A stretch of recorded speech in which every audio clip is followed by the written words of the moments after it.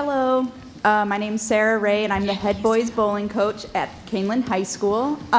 So before I introduce these two guys, I just kind of want to give some highlights from the season. So I had two senior boys who actually qualified for sectionals. Dylan.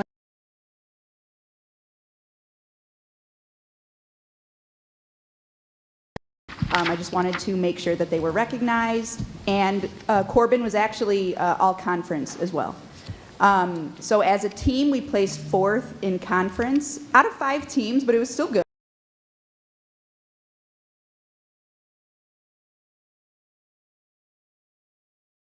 This is my first year as the head coach. I really wanted to make sure I got a lot of boys to come out, and I got enough for a varsity and a JV team. So without further ado, I will introduce a couple of my boys. One's varsity, one's JV. Hey, I'm Leah Hayes. I really enjoyed the bowling season. It's always nice to see a lot of new faces. Last year we didn't have a whole lot of people. This year we had a lot of freshmen. It was, yeah, it was really fun, making a lot of new friends, just being on varsity and just having fun bowling. Hi, I'm Nick Bingley. This was my first year bowling, but it was extremely fun because it was like a bunch of people, like freshmen. Everyone was pretty much new. There were only, I think, 4 or 5 people who were here from last year. And we had a bunch of fun because everyone pretty much already knew each other. And if you didn't, you became friends quickly. And it was just really fun because we got to go on a lot of trips to different schools. We got to meet new people from like the different bowling teams. And it was just a fun time all around. Yeah, thanks for having us. Thank you. Congratulations. Our bowlers, boys and girls teams bowl out in DeKalb Sycamore area at Mardi Gras. Brian, who is the owner and operator of that establishment, has helped us a great deal over the years. And when he heard that we were considering a couple of years ago of adding boys bowling, he was super excited. He continues to help all of our athletes, provides them with assistance, helps them pick out balls and shoes and all of those things, goes way above and beyond what a bowling alley owner probably does for most places. So we're really grateful for him, and again, for Coach Ray and for all our team. Thank you very much. At this time, I would like to bring up Rachel Giles. She is our head theater director. And we do have some theater members that are going to talk about our upcoming spring musical. Hi, I'm Rachel Giles. I'm the theater director at Kaneland High School. And with me are 3 of the roughly 60 students participating in this year's spring musical, which is Rodgers and Hammerstein's Cinderella. That is April 22nd, 23rd, and 24th, so we hope to see you there. Like I said, there's roughly 60 students participating, both on stage, so these are some cast members that I'll talk to in a second. But we also have students on our build crew, so they build the sets. We have students on our technical crew, so all the lighting design, the soundboard, that's student operated, and then we also have students in our pit orchestra. It's the first musical we've been able to do live in about 2 years, so we're very excited to get in front of everyone. And before I turn it over to the students, thank you so much for giving us time to come talk to you. So this is Veronica, Jackson, and Richie, and they'll tell you a little bit about the show. Hello, my name is Veronica Regelbergy, and I'm a junior at Kaneland High School. This year I'm playing the role of a mouse in Cinderella, and I'm super excited. My favorite part about being in the show is the people. We have an incredibly talented cast and crew, and we always have each other's backs. People should come see this show because, as Ms. Giles said, it's the first live show in about 2 years, and it's actually going to be the first live musical that I've ever performed at Kaneland High School, so I'm super excited about that. I hope to see you all there. Hi, I'm Richie Jadruzik. I'm also a junior at Kaneland, and I am the president of the drama club over there. This musical has really brought us all together in a way that we haven't been able to be together in a very long time because of COVID. And the bonds that we make in theater really present themselves on stage, so we're always a really fun group to watch. And for Cinderella, we're pulling out all the stops in terms of set and costumes and tech, and it's going to be a really amazing show to see. I would not want to miss it. And also, theater live is an experience. It's an amazing experience. It's an experience you can't get anywhere else. And seeing a show live is something that nobody's been able to do for a while. So coming back together and being able to perform for you guys is something that we all think is really, really special, and we really hope to see you all there. Hi, I'm Jackson Guidry. I'm a sophomore, and I don't have a big, long thing like they did, but it's a really fun show, and we've had a lot of fun working on it. We've put a lot of hard work into it, and we really hope you come see it.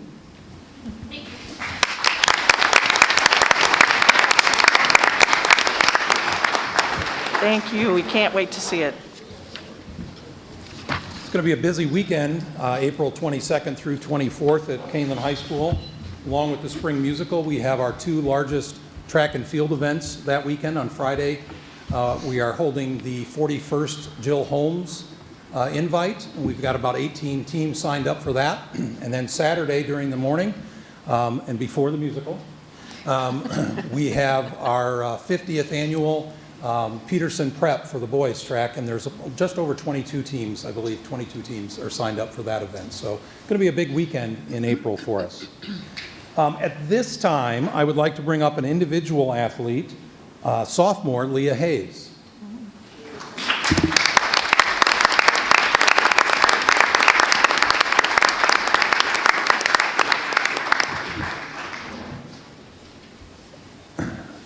Leah came to us a couple of, I don't know, a few months ago, maybe longer than that, and asked if she could swim for us. And we said, absolutely. Just a couple of things. So this last fall, when girls swimming had their state meet, there were 5 new state records set in the state of Illinois in girls' state swimming and diving championships. Leah set 2 of those.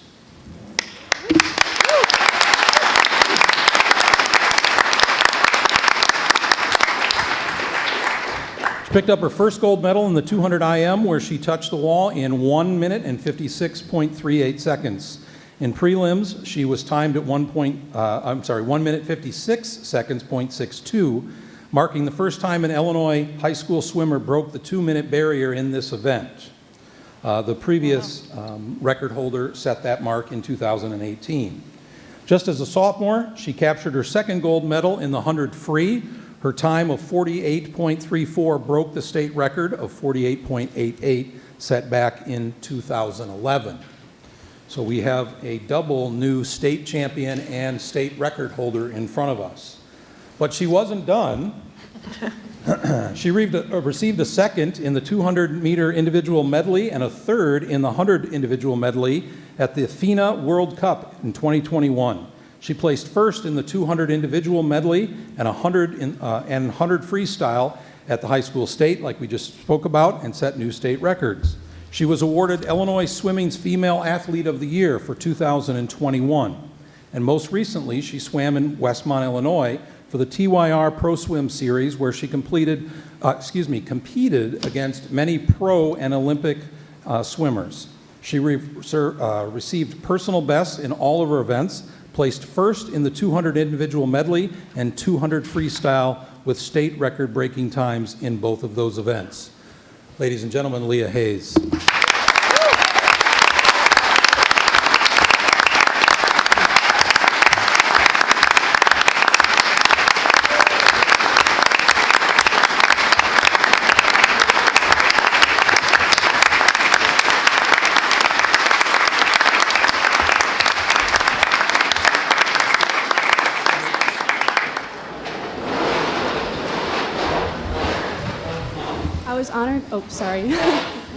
I was honored to compete against many incredible swimmers and to represent Kaneland in the high school field and put its name down in the record books. Thank you for the opportunity. Congratulations.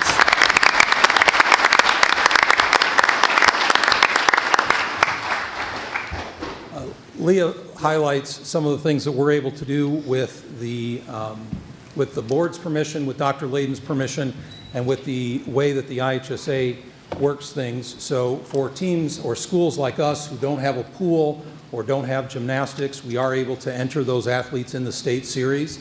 That means that our athletes and their parents, and often sometimes some of our staff to accompany those individuals and represent Kaneland at those events. All of that has to come together. So I appreciate Leah and our other individuals who have also done that as well.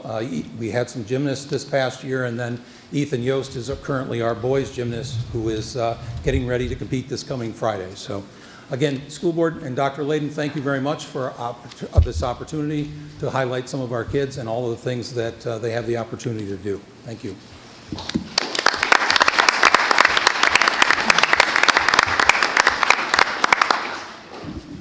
Thank you to all of our attendees, our high school students and high school coaches and staff members. It is a highlight of our year to always see you at this annual event. And with that, we'll transition now to Harder Middle School. Is Principal Schmidt? I just can't see around the corner. I think he's here. Here he comes. Right. Good evening. If I could have the members of the 8th grade boys basketball team join me up here.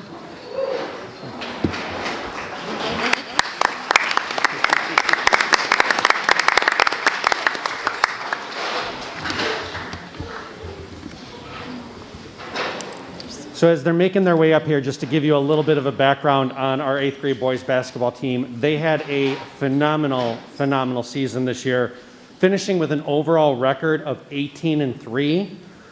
They were the Harder Invitational champions, and they were also the North Central Junior Conference champions as well, so winning both of their conference championships.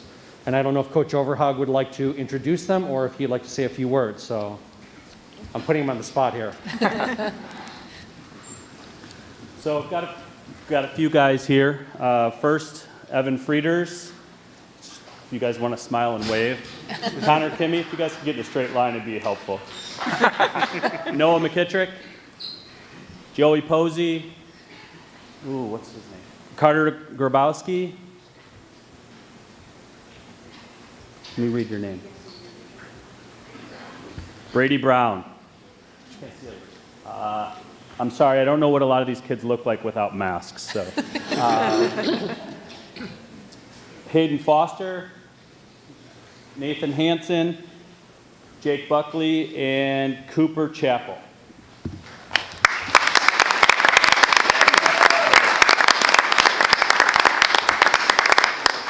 So obviously we are very proud of the performances that these gentlemen did this season. Also want to give a huge shout out to Coach Overhog and also Coach McCown for the job they did coaching them up.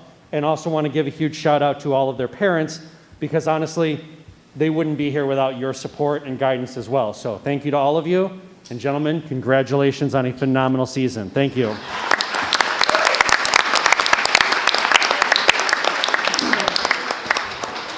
Next up, if I could have the members of our wrestling team, our conference champions from the wrestling team.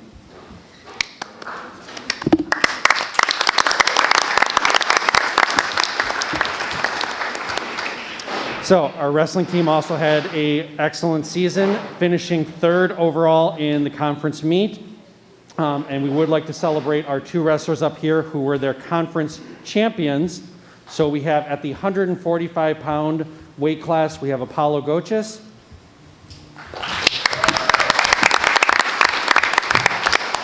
And at the 215-pound weight class, we have Nathan Lapitan. Obviously, both of these young men represented Harder and Kaneland phenomenally well, and we are incredibly proud of their accomplishments. Thank you, gentlemen.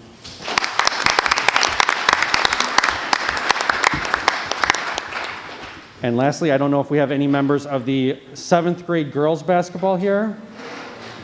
I thought we did. Come on up.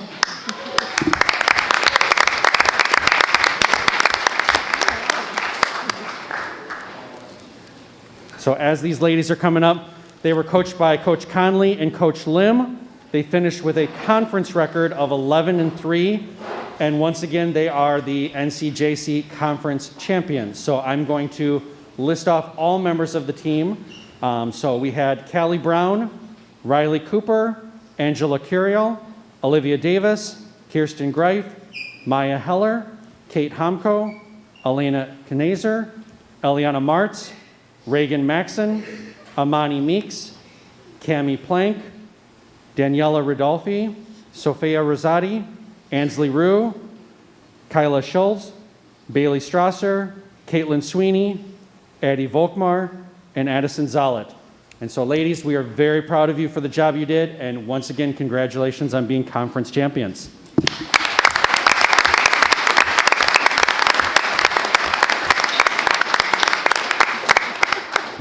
That is all of our middle school announcements for tonight. We look forward to seeing you later this summer to announce the spring. So thank you very much for having us here. Thank you.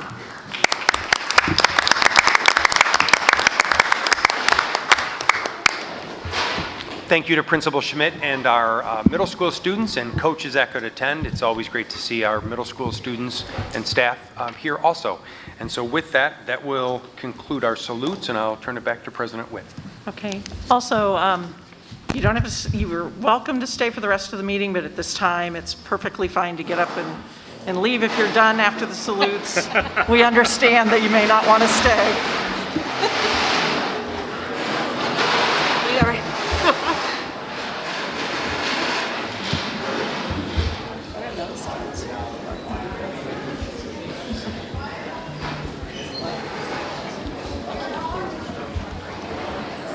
Thank you. I forgot. How could I be so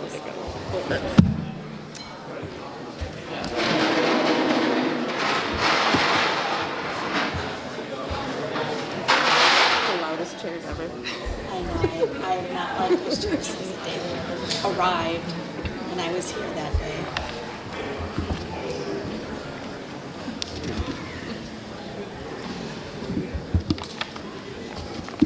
Okay, we'll move on now with the less exciting part of the meeting. The consent agenda tonight contains the following action items: the approval of parameters for accounts payable and payroll March 2022, the approval of the treasurer's report from February 2022, the approval of minutes of the February 28th, 2022 regular meeting, the approval of resignations, terminations, and employment of staff, the approval of the destruction of audio recordings from closed session meetings from September 2020, the approval of the Board of Education student art purchase for 2021-2022 school year, the approval of a Fox Valley Career Center joint agreement, the approval of the KHMS coursebook on second reading, the approval of the Valley's intergovernmental agreement, the approval of bids for paving work in the summer of 2022, the approval of bids for Summer 2022 project bid results, and the following informational items: the Freedom of Information Act FOIA report and the student suspension data report. So I'll entertain a motion to approve the consent agenda as presented. So moved. Second. And a roll call, please. Mr. Carey. Aye. Dr. Lawler. Aye. Mr. Mankivsky. Aye. Mrs. Simmons. Aye. Mrs. Witt. Aye. Motion carries 5-0. Okay, normally we have 2 opportunities for public comments in our board meetings. Tonight we have 3. However, 2 of them, the one at the beginning and one at the end, are for all comments, and we have a sign-up sheet here. The one in the middle is specifically for the public hearing that we're about to open on driver's ed, the driver's ed program. For the first public comment. Pardon me? The first public comment. Yeah. Yeah, so this is the first one. Yes. So, so the one in the middle is only for comments regarding that specific item. So at this time, we will, let me get to my spiel here.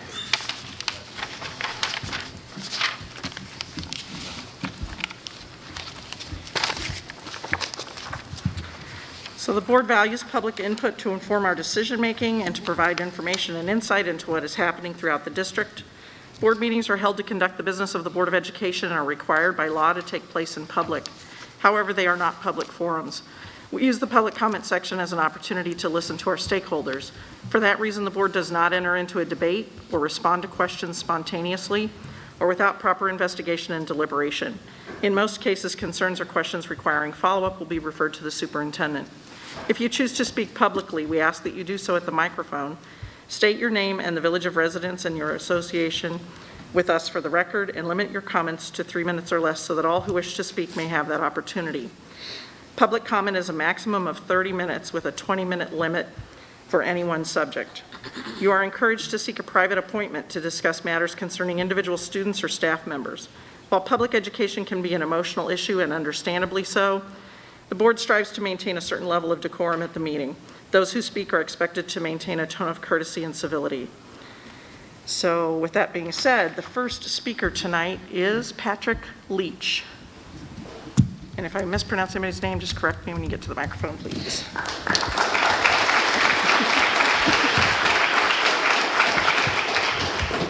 No, you pronounced it correctly.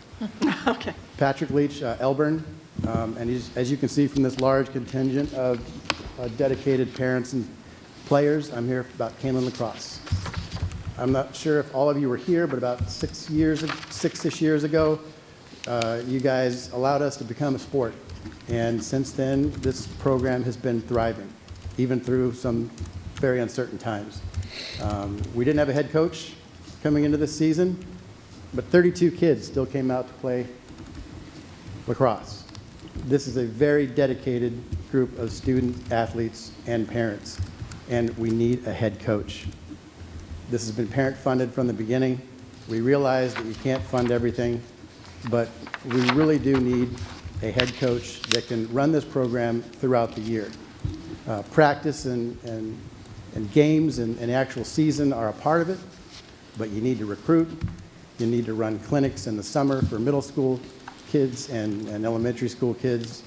You need to have a table at the freshman orientation. You need to get a parade float in the Elburn Days parade to market the school to take advantage of the 7,000 plus people that are on 47 and all those kids that are looking at these athletes and looking up to them and wanting to be them. Lacrosse is also a great sport. I think that's not talked about enough. Lacrosse, every shape and size athlete can play. You'll never hear a coach in lacrosse say, you're not tall enough, you're not big enough, you're not strong enough, or you're not fast enough. Literally every athlete can play this sport. This program has actually won 2 playoff games. I'm not sure if you guys know that. We also have sent several athletes into the college ranks, one of whom wanted to speak tonight, but he's currently in Virginia playing college lacrosse. And this was not an 8th grade phenom that was going to a travel program and just happened to come here and we had a lacrosse program. This was a freshman that walked onto our field and played lacrosse for the very first time right at Kaneland. So it's a great program with great kids, and we really do need your support. We understand that you can't fund everything, but we really do need a dedicated, compensated head coach. Thank you.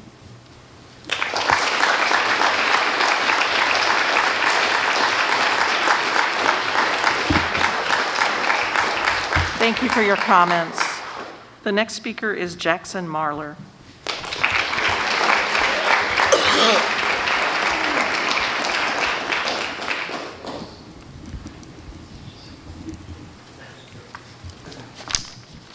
Hello. My name is Jackson Marler. I'm from Maple Park, and I'm a senior at Kaneland High School. I as well will be talking about lacrosse tonight. I am speaking on behalf of both the program and our coaching staff, Coach Carrier and Coach Patrick Leach, who was also just up here. We'd like to formally ask that the district brings on lacrosse as a school-sanctioned sport next year, and that our head coach has provided compensation in next year's budget. This is lacrosse's 8th year, I believe, now as a program. It has become IHSA sanctioned since, but not school sanctioned. Every year that I've been playing lacrosse in high school, there's been 30 to 40 players who have signed up. We have 32 on the roster this year. Other sports with less enrollment at our high school have received more funding for both head coaches or assistant coaches or anything alike. We believe we should be treated the same as any other sport. This is our 3rd head coach as long as I've been in high school. As Mr. Leach just brought up, this program will never go anywhere without a dedicated and compensated head coach. I am aware that Kaneland has also approved additional staffing for mental health in the schools, We believe that sports are our mental health outlet, and we believe physical activity is also a very important part in our lives.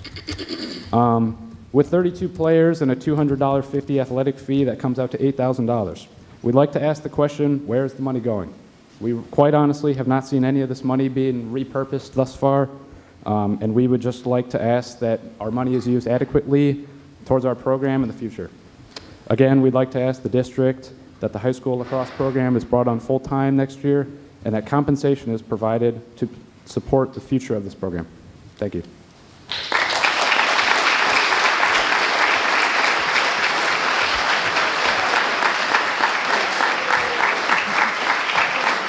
Thank you for your comments.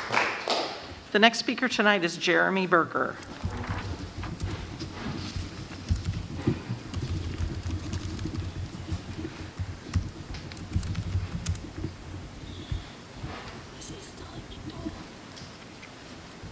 Good evening. My name is Jeremy Berger. I am from Montgomery. I'm here as a former parent of Kaneland students, as staff, and as a community member. I would like to, first of all, just start by acknowledging the hard work that our RTI interventionists do for our schools. I'm speaking for McDowell personally, but I know across the district, they're kind of under the radar, but they do a lion's share of the work. They are among the hardest working staff that we have. They see hundreds of kids per week that are identified as Tier 2 and Tier 3 students. Some of the neediest students that we have, and they do a great job. What I would ask tonight is that you reconsider allocating these positions and keep them on as they are, even with the structural changes from RTI to MTSS. Obviously, fiscal considerations are always something that as an educator I am looking at. I would imagine that you are as well, based on the other meetings that I've seen from you. Keeping these two people on in each of the buildings is actually a money saver, as opposed to hiring one full-time staff. People in these positions typically make between 1/4 and 1/3 of what a full-time staff member has. So even keeping two of them on is a financial savings for us. I know in other discussions, it's been discussed on whether non-certified staff can have these positions, and I did look up the law. It is in the Illinois General Assembly, part of the Administration Code 10840, and in the second section of E, it says, facilities may use volunteer or non-certified personnel to assist in the instruction of recipients under immediate supervision of an educator who holds the appropriate certification. The last thing I would just like to say is that even though programs change, student needs don't. These people are valuable, they really contribute, and I would like you to consider keeping them in their positions. Thank you.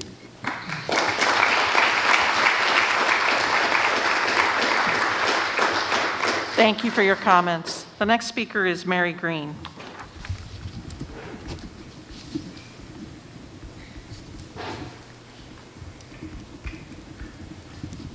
Hi, my name is Mary Green, and I'm from Sugar Grove. I am employed by District 302 as an RTI teaching assistant. I've been in this position for 8 years. I'm here tonight to comment on agenda item J3, the minimum staffing plan for the 2022-2023 school year, specifically the part which addresses additional programmatic information. The administration presents MTSS shifts at the elementary level, which will include re-allotting RTI paraprofessional support to allow for one additional certified instructor at each building. During recent MTSS roundtable discussions, administration has stated that our current positions are a misuse of staff, suggesting not using staff legally. I find this statement to be misleading. I do not teach core content. I reteach content at a slower pace and in small groups so students can better understand and absorb what has been taught in order to be successful in their learning. This is the role of all paraprofessionals. If it was illegal, the paraprofessional position would not exist in education. Before you approve Agenda Item J3 entitled Minimum Staffing Presentation for 2022-2023 school year, I urge you as a board to ask the teachers if they feel that this is the best practice for the students of Kaneland at this time. Please reconsider the elimination of the RTI teaching assistants, as I am confident that these positions are vital to the success of Kaneland students as we move forward next year with the robust, multi-tiered system of supports. I appreciate the opportunity to present my position on the staffing pattern for the upcoming year that is being presented to you this evening. Thank you.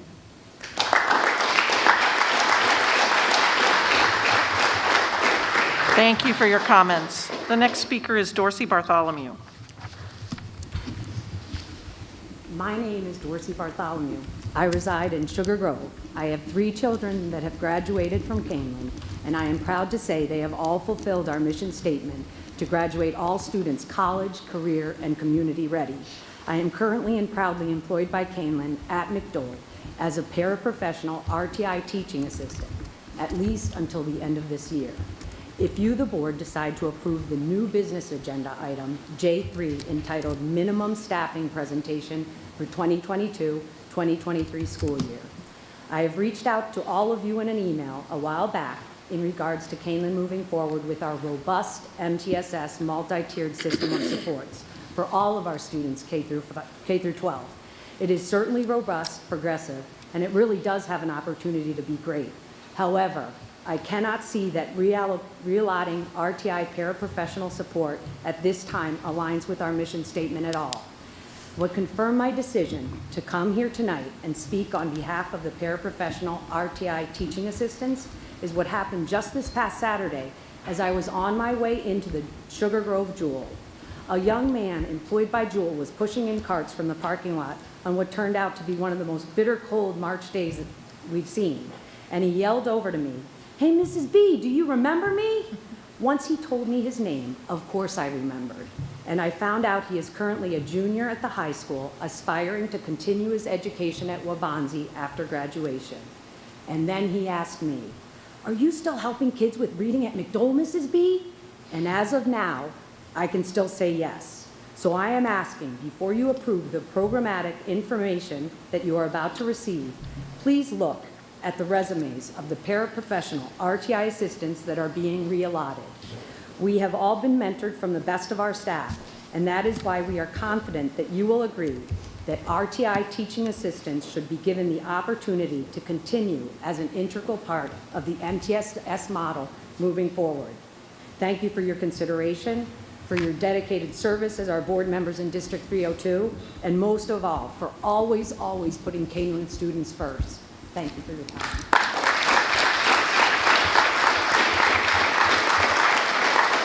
Thank you for your comments.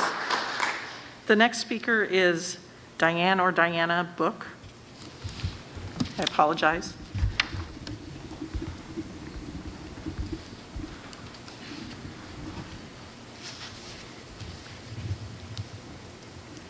Hello. My name is Diana Book. I live in Elburn, and my son is a sophomore here at Kaneland. I stood here last June and talked about standard-based grading, and I'm back again. I was very happy after I spoke to be chosen to be part of a committee on standard-based grading. I was very disappointed that this committee only had one meeting, so therefore it's gone nowhere. Today I talk to you again about standard-based grading and the impact it's having on your students, on the families, and on your teachers. Every teacher that I spoke to last year, I ask again, has anybody talked to you about standard-based grading and the problems that it's having with your students? And everyone has told me no. Not one teacher that I spoke to last year has had any conversation with any board member or any person running your standard-based grading program. The process didn't work in English, and it's not working in math. I have in front of me some papers, and this is from a student who just took a semester test. This test had 5 components. They received 2 3s, 2 2s, and a 1. And because they received 1 in 5 components, they failed their semester test. Now, I'm sure all of you are very educated up here and did not go through standard-based grading and did very well. This grading is not working. It's not working for your athletes who are trying to maintain their grades to stay on sports. It's not working for your teachers who are circumventing to get around your process to help these students pass. So my only question to the board is this: why are we following a process that is a new process that we think is so great when it's not working within your system? Not one person is talking to your students. Not one person is talking to your staff. You're not helping our students. Our students are depending on these grades to go to good colleges, which they're not getting because of this system. So I assume that many of you on this board don't have kids that are in high school. I know a few of you do, but I'm going to guess the majority of the board does not. I urge you to please look at this system and please help these kids. My son's a second-year student here. He has 2 more years to go. I'm hoping that he makes a good college. If this continues, many of these athletes won't be able to play, and many of these students will not be attending the colleges that they want to go to. You're not setting our students up for success. You're setting them up for failure. Thank you.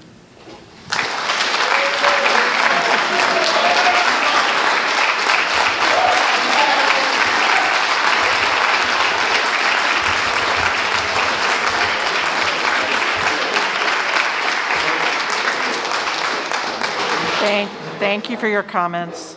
The next person to speak is Lori Williams.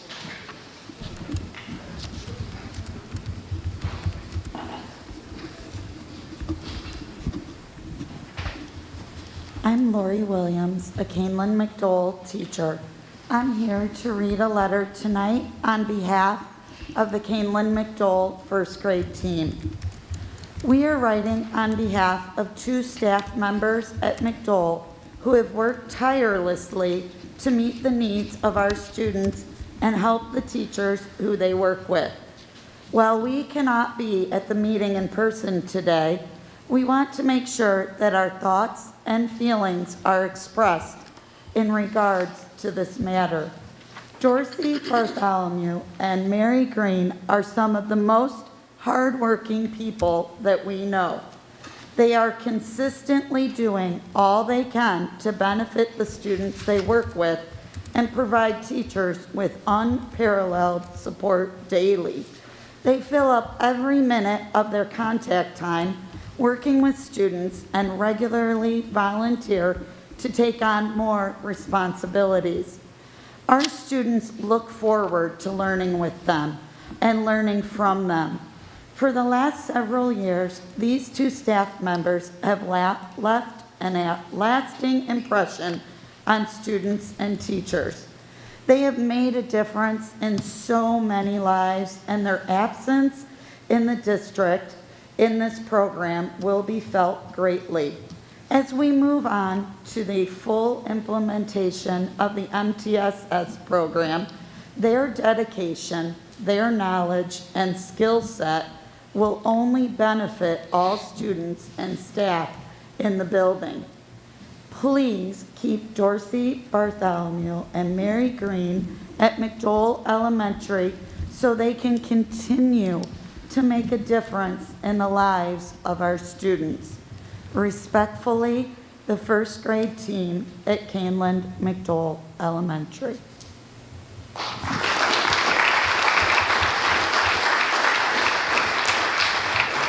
Thank you very much for your comments. The final speaker in this public comment section will be Chris Bateman.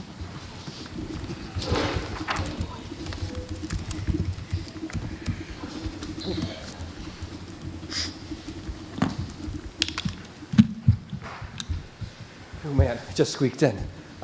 Chris Bateman from Elburn. So I have 2 things. The first thing that I want to talk about, I stood up here 2 weeks ago and asked about community involvement from the school board. I specifically asked a question of President Witt and Dr. Layton. Dr. Layton responded back to me, President Witt did not. Board involvement with community, just saying. Also, I would like to call out what just happened right here with the SBG. So a committee set up with 1 meeting, and then nothing happens. And then you saw the students right here that all stood up and cheered that it's not working.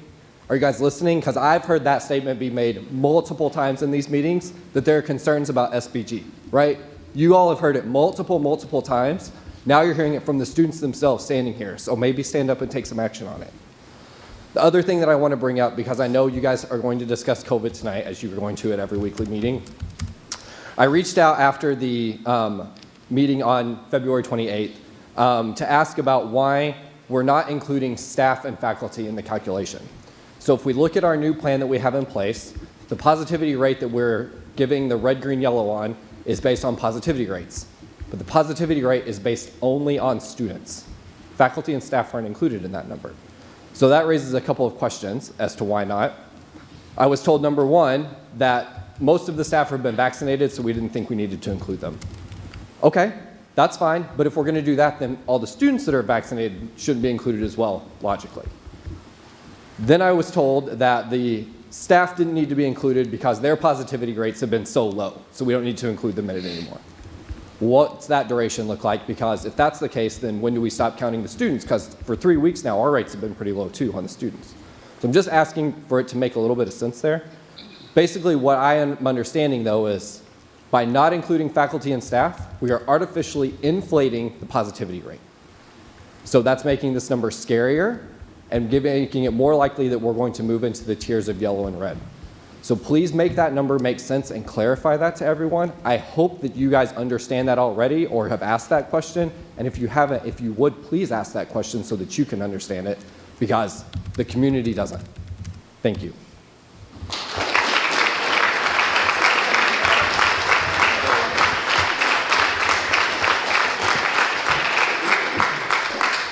Okay, thank you for your comments. That concludes the first public comment.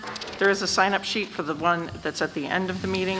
If you wish to speak during that time, you should sign up at the front table. We're going to move on now to new business, and the first item is the approval of the driver's education fee, and it includes a public hearing. So if you let me get set up here.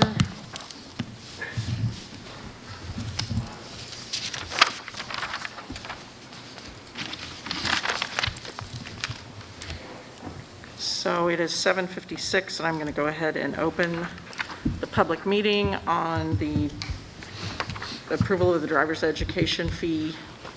And so the public hearing is now open. Dr. Fuchs? Thank you. In 2011, the State Board of Education disallowed the use of a waiver for the driver's education fee.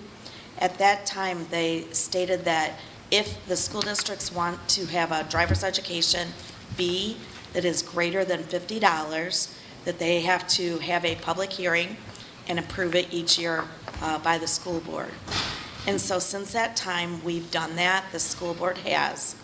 At tonight's motion includes maintaining the fee at $250. Each year I provide you with a list or a summary of the revenues and expenditures specific to the driver's education program. The revenues are from two sources. One, the fees that we collect from the students, the local fees, and two, from the state reimbursement that's a year in arrears. And so in 2021, we received about $88,670 toward the driver's education program. That same year, we had expenditures of about $303,000. So therefore, the driver's education program is costing about $214,432. With that being said, you can see the approximate cost per student. The gross cost is $1,247, and the net cost is $882. So with the gross cost being what it is, I am recommending that the board approve the maintenance or the maintaining of the driver's education fee at $250. Prior to the approval of that, the board does need to see if there are any public comments. And if you have any questions, I would be happy to answer them. Okay, so at this time, we now invite public comments on the driver's education fee. keeping in mind the public comments guidelines stated earlier in the meeting and noting that the board does not generally respond to public comments at this time. Any discussion by the board will take place after the public comment section. Are there any public comments on the driver's education fee?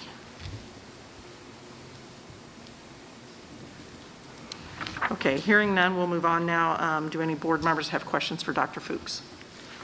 Dr. Fuchs, just as a maybe informational for all of our audience members, if a student is on free and reduced lunch, there is something we do to help those students for this fee. Is that correct? That is correct, Dr. Lawler. If a student qualifies for free or reduced lunch, if it's free lunch, their driver's education fee is waived. If they qualify for reduced, it's set at 50%, which would be $125. Thank you. Anything else? Not from me, thank Put the you. cart before the horse there, but I'll close the public hearing at this time. I should have done it before the before the board discussion, but I'll close it at 7:59. Who's me? Not you. So at this time, I'll entertain a motion that the Board of Education approves the resolution to maintain the 2022-2023 driver's education fee for Kaneland High School at $250 as presented. So moved. Second. And a roll call, please. Mr. Carey. Aye. Dr. Lawler. Aye. Mr. Mankivsky. Aye. Mrs. Simmons. Aye. Mrs. Witt. Aye. Motion carries 5-0. The next item of new business is the approval of the resolution authorizing honorable reduction of part-time employee. Yes, thank you. With that, Dr. Atkins, can you please come up and share that agenda item, please? Absolutely, thank you. So as a reminder to the board and to those in our audience, the state of Illinois requires a certain amount of notice to teachers if they are being reduced, either in full or in part, in regards to their employment the following year. Typically, that's about 60 days before the end of the school year, which puts us right at the beginning of March, which is why we're discussing these topics in the minimum staffing plan, which is the next agenda item, so early in the year, but it is a requirement across the state of Illinois. So tonight, what you have in front of you first is the honorable reduction of Deanna Cates. Deanna Cates is a very valued part-time employee here in the district. She enjoys doing keyboarding and music for us, and the amount that she does for us each year fluctuates depending on enrollment. This year, she was 0.5.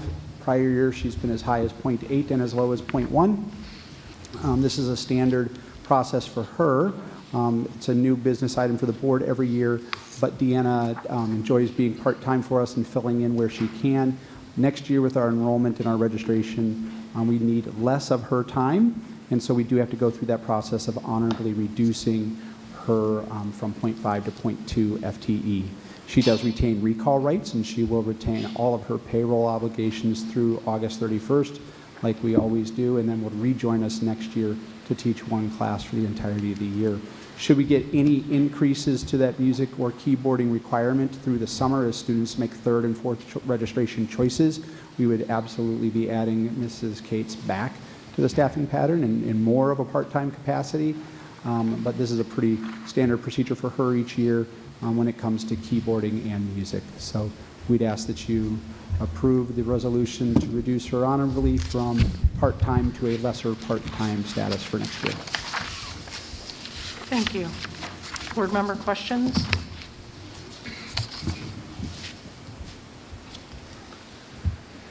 Okay, hearing none, I'll entertain a motion to approve the resolution authorizing the honorable reduction of the part-time employee, Deanna Cates. So moved. Second. And a roll call, please. Dr. Lawler. Aye. Mr. Mankivsky. Aye. Mrs. Simmons. Aye. Mrs. Witt. Aye. Mr. Carey. Aye. Motion carries 5-0. Move on now to J3, which is the minimum staffing plan presentation for 2022-2023. Yes, thank you. As you know, annually, the administration brings a recommended staffing plan to the Board of Education in March, based on the timing that Dr. Atkins just shared a second ago. So with that, I'll turn it over to Dr. Atkins. He can walk us through the slides and see if board members have any questions prior to taking action. Thank you. So like we mentioned earlier, The state does require us to notify staff if they're being reduced within certain timeframes. Thank you for taking that action with Mrs. Page just a minute earlier. And as part of that, we present the minimum staffing plan to the Board of Education. So what we do is we go through and we look at all the various registration, enrollment, and programmatic needs, along with IEP needs, special education programs, any new requirements from the state, and we develop a minimum staffing plan to bring to you. We share a lot of information with you. Some of that's based on projections for next year so that we can best plan for our students in the coming year. One of the components of that I want to make sure we mention as we go along is that, as in prior years, if there were any new additional needs, increases to class size, influx of students with IEP eligibility, any of those kinds of things, we would bring that to the board throughout the spring and summer and early fall to make sure that we can accommodate for those needs. Additionally, the administration keeps a running enrollment tally, specifically at our elementary, but at all of our levels, to make sure that we are on top of what's happening in our neighborhoods and at our schools, so that as we can see any increases or decreases, we're able to bring forward a recommendation to the board for any staff that might be needed. So first, we'll go over some of the basic information that we use that are parameters for us. One of the first is the guidelines listed in our union contract with the Kaneland Education Association. We do have some targets that we shoot for with class size suggestions. They're not hard and fast caps, but they are recommended guidelines. So for K2, we're looking at class sizes of 22. 3-5, we're looking at 22 to 24. For everyday extended day kindergarten, we're looking at a max of 24. And for middle school and high school, we're looking at class sizes of 26. Some classes will be lower, some classes will be higher. One of the things you'll hear me say during the minimum staffing presentation is that numbers don't often come clean. For example, if you go up 100 students across the district, that doesn't equate to needing 4 more students. It might, or 4 more teachers, excuse me. It might equate to needing 5 or 3, depending on where they are, what classes they need, what levels they're at, etc. Okay, so if you hear of a building growing because of a development and they've gotten 50 new kids, that might not mean that we need a whole bunch of new staffing at that building, because you spread them out over 6 grade levels, kindergarten through 5th grade, and 2 or 3 or 4 sections per grade. That might not be a significant enough increase to justify additional staffing. We talked about making sure that we prioritize all of our various needs, all of our competing needs. One thing that I'd want the board to know at the outset is that with all of the things that we're doing this coming year, we are looking at a net increase of 0.8 FTE, and I'll explain that a little bit further as we go along. Something to remember as we talk about FTE and the minimum staffing plan is that there's a couple of overlapping circles with the staffing plan. One would be FTE, the full-time equivalency. One full-time person is 1 FTE. That might not mean the same thing as an individual person, and that might not be the same thing as a dollar amount. And we'll explain a little bit more as we go through the process about how those 3 different perspectives interact with one another.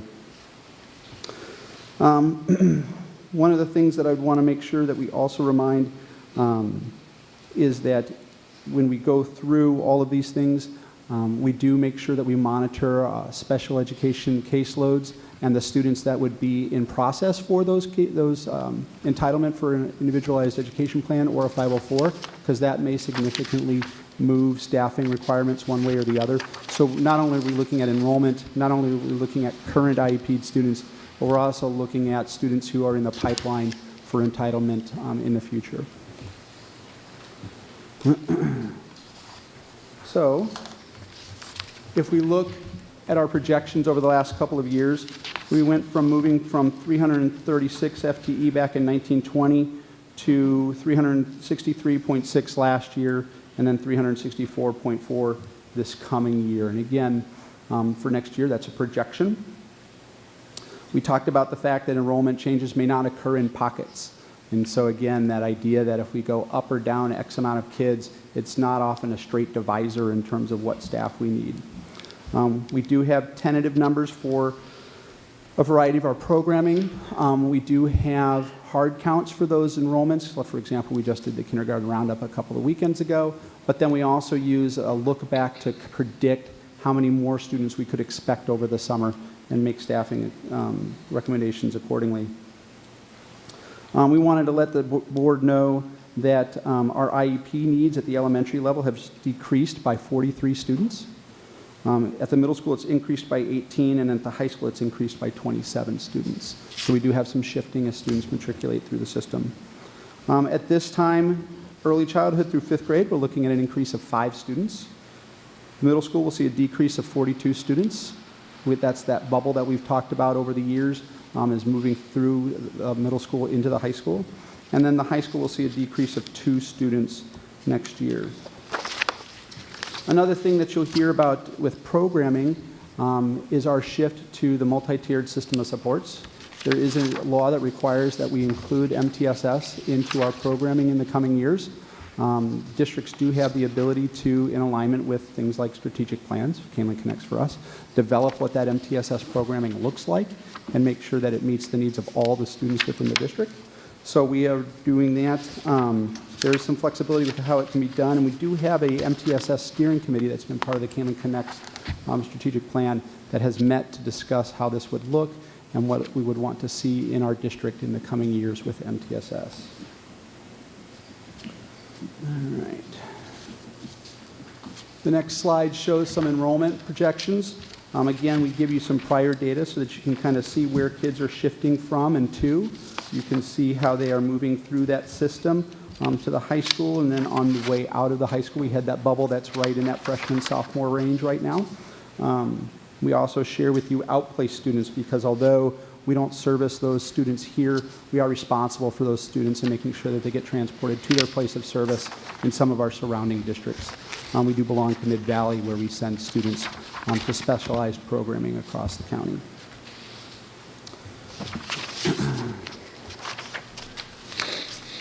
The next slide shows elementary class size averages. This is something that the boards had a vested interest in making sure they're aware of throughout the years.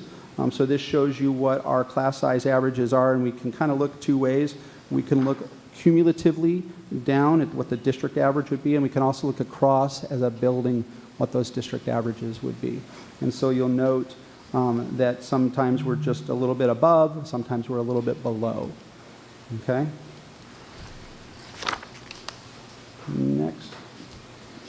Next slide gets into our programmatic needs for each of the grade spans. So this would be our elementary level, and we show you what our projected sections are.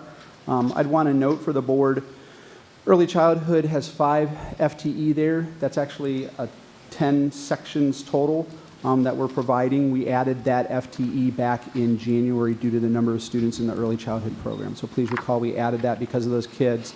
They come in at 3 and they stay for year 3 and year 4 and then move on to kindergarten. Sometimes, depending on their birthday, they may actually end up with a 3rd year with us for a portion of the year until they're kindergarten eligible. You'll see some fluctuation at each grade level. We kind of showed that in the right-hand column there where we go down, maybe we stayed flat, maybe we went up in terms of the number of sections. You can see where we are taking those 16 FTE for the response to intervention program and reclassifying those as MTSS staff and then adding in 4 FTE there by proxy of repurposing the RTI paraprofessionals that we currently have.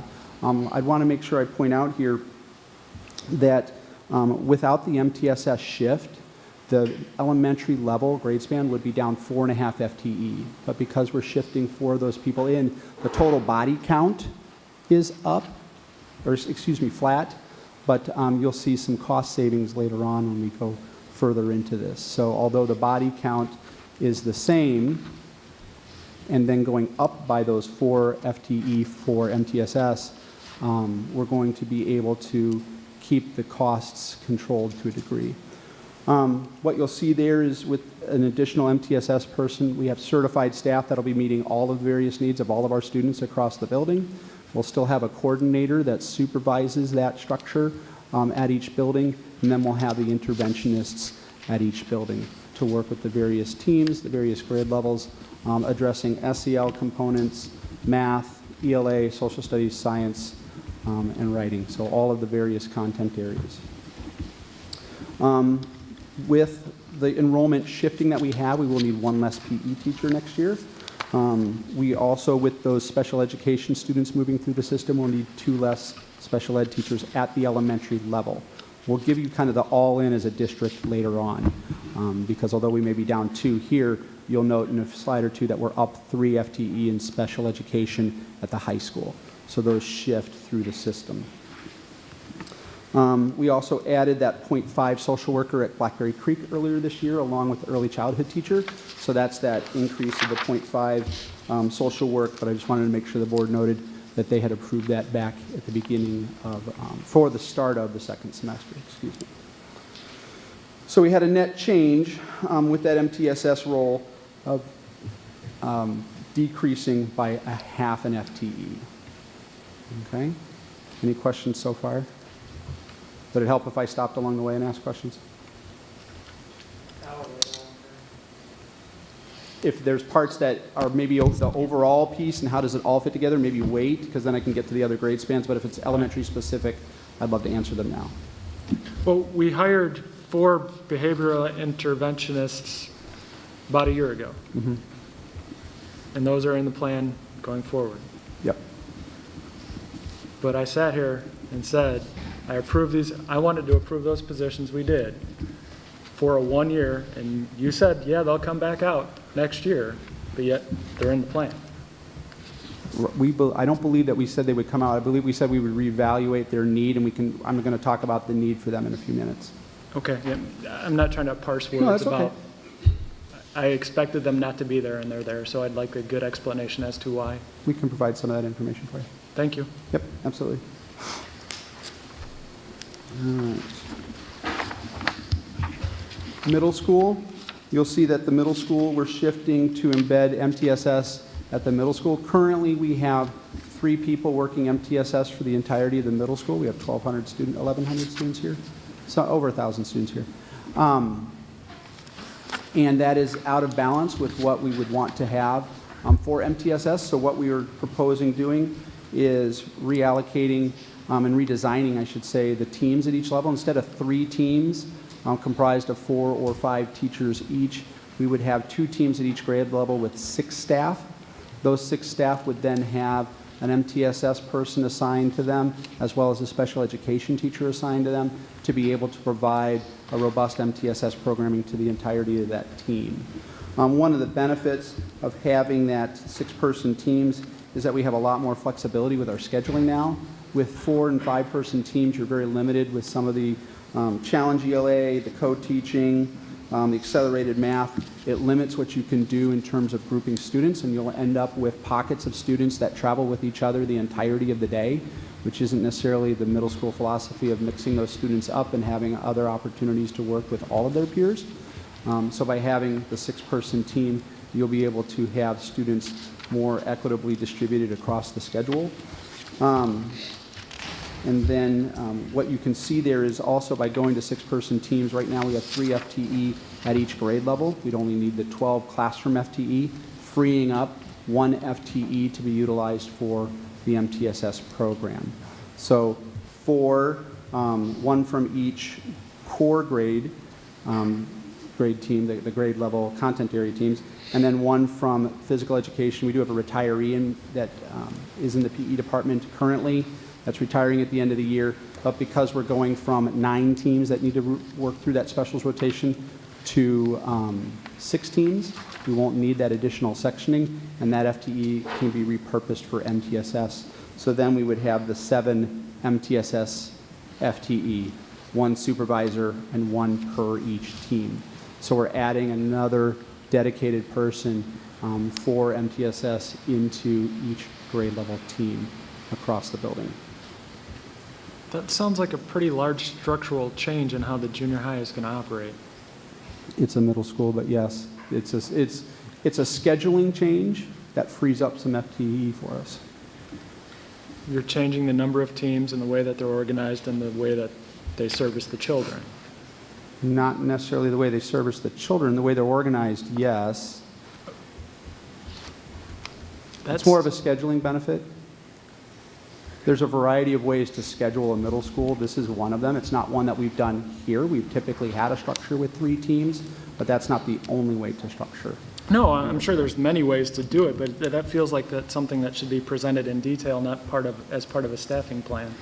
When you're going to reorganize the junior high's day, it seems like something we should hear about. Okay.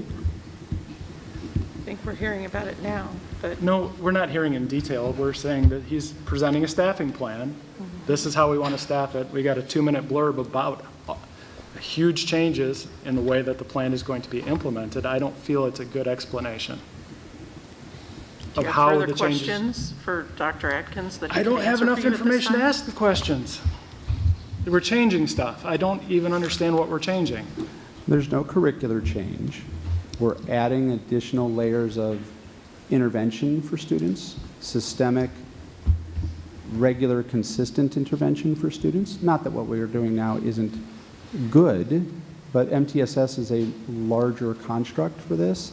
If you're looking for curricular information about what MTSS is, we could, I'm not trying to answer the question you haven't asked, but we could speak to that with our Ed Services Department. If you're looking for how it's scheduled, it will be scheduled slightly differently, but because we're dividing by 6 instead of 4 or 5. So you're changing the number of teams, the groupings of the students, the schedule of their day. The schedule is not changing. The schedule, just the way that, you said that you had groups of children that were going through this. Individual clusters of kids that because they're potentially in a certain type of level of class or not, because of the limitation to where we can send them and how many people we have teaching for that team, it limits where they go, and they're not able to be dispersed through the team in accordance with that middle school philosophy. That doesn't mean that there's a programmatic shift to what they're getting or the curriculum that they're receiving. No, I'm not suggesting that they're being ill-served in any way. I just don't understand how this in my mind, it should be 2 completely separate presentations explaining the changes, because Okay. I see it as a big deal, not just a minor line in a staffing presentation. Okay. Mr. Carey, would there be more information you'd want brought back? Excuse me, Dr. Atkins, will the students have the same programming, classes, class opportunities? It's a different structure, but it's not a change in the classes that will be offered, correct? Is it, all right, let me try that. Nothing's changing curricularly. Can you do, so at the last meeting, you weren't here, there was conversation about, you had explained what MTSS was. Right. So can you, I think Ryan was not here, so I think that's what's missing here is, like, No. I'm sitting here, or like. For you maybe, but no, that isn't where. it Well, was. I understand the difference between MTSS compared to RTI, so you had explained that, so I don't know if that's maybe what and so what that looks like, not necessarily what it means, but how that curricular, or like the kids' days and what the teachers are going to be doing with the kids and why is it different? So I don't know if that's what you're looking for, or? No, it's not the RTI versus MTSS. It's just, this is a big change in how the junior high is going to operate, and I don't feel like it's being well explained. Or the reason behind why we're changing, why it was good last year and we're changing this year. Maybe we try that. One of the immediate reasons to be able to accomplish MTSS as we're required to by law is to free up some FTE, and this is a way to not compromise anything that we do instructionally or pedagogically with kids, but still free up the FTE to be able to accomplish another component of what we have to do under the law with MTSS. Okay. We're not changing classes offered. We're not changing the level or rigor of classes offered. We're just offering them in a different format, schedule-wise. What's available, what periods. So it's really a scheduling managerial component that gives us that latitude to do that. And then also, with a flat staffing pattern for the middle school, provide the MTSS programming that we need to provide. Okay. Let's move on. I don't honestly know what to ask, so I'm kind of stumped. The next grade span would be the high school. As you've seen in prior years, we have fractional increases and decreases at different departments based on what we're offering and what students have registered for.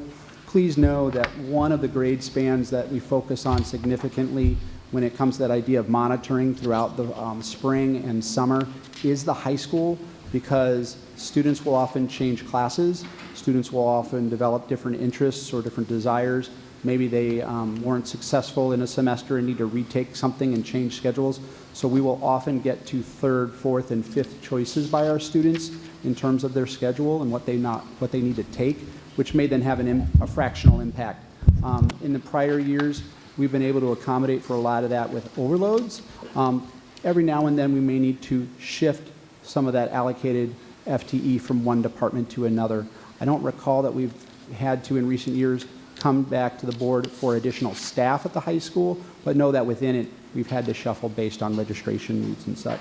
As you look down here, you'll see that we have, due to our IEP loads, we have to increase 3 FTE at the high school to handle the IEP requirements that we're going to have next year, and then also increase 1 FTE for the MTSS program at the high school so that we have enough people to be able to manage the programming that we're looking at there. One of the other pieces that I'd want to point out to you is although it's a 1.3 FTE increase, 0.2 of that is covered under, I know the presentation says Perkins grant. I was informed Friday afternoon. It's not the Perkins, it's the CTEI, which is the Career and Technical Improvement Grant. So it's still grant funded, just a different grant than I had initially thought. So with the MTSS at the high school, we'll be able to have 2 math people, 2 ELA people, and a social studies person working with our students to make sure that they have the system of supports that they need for those core areas.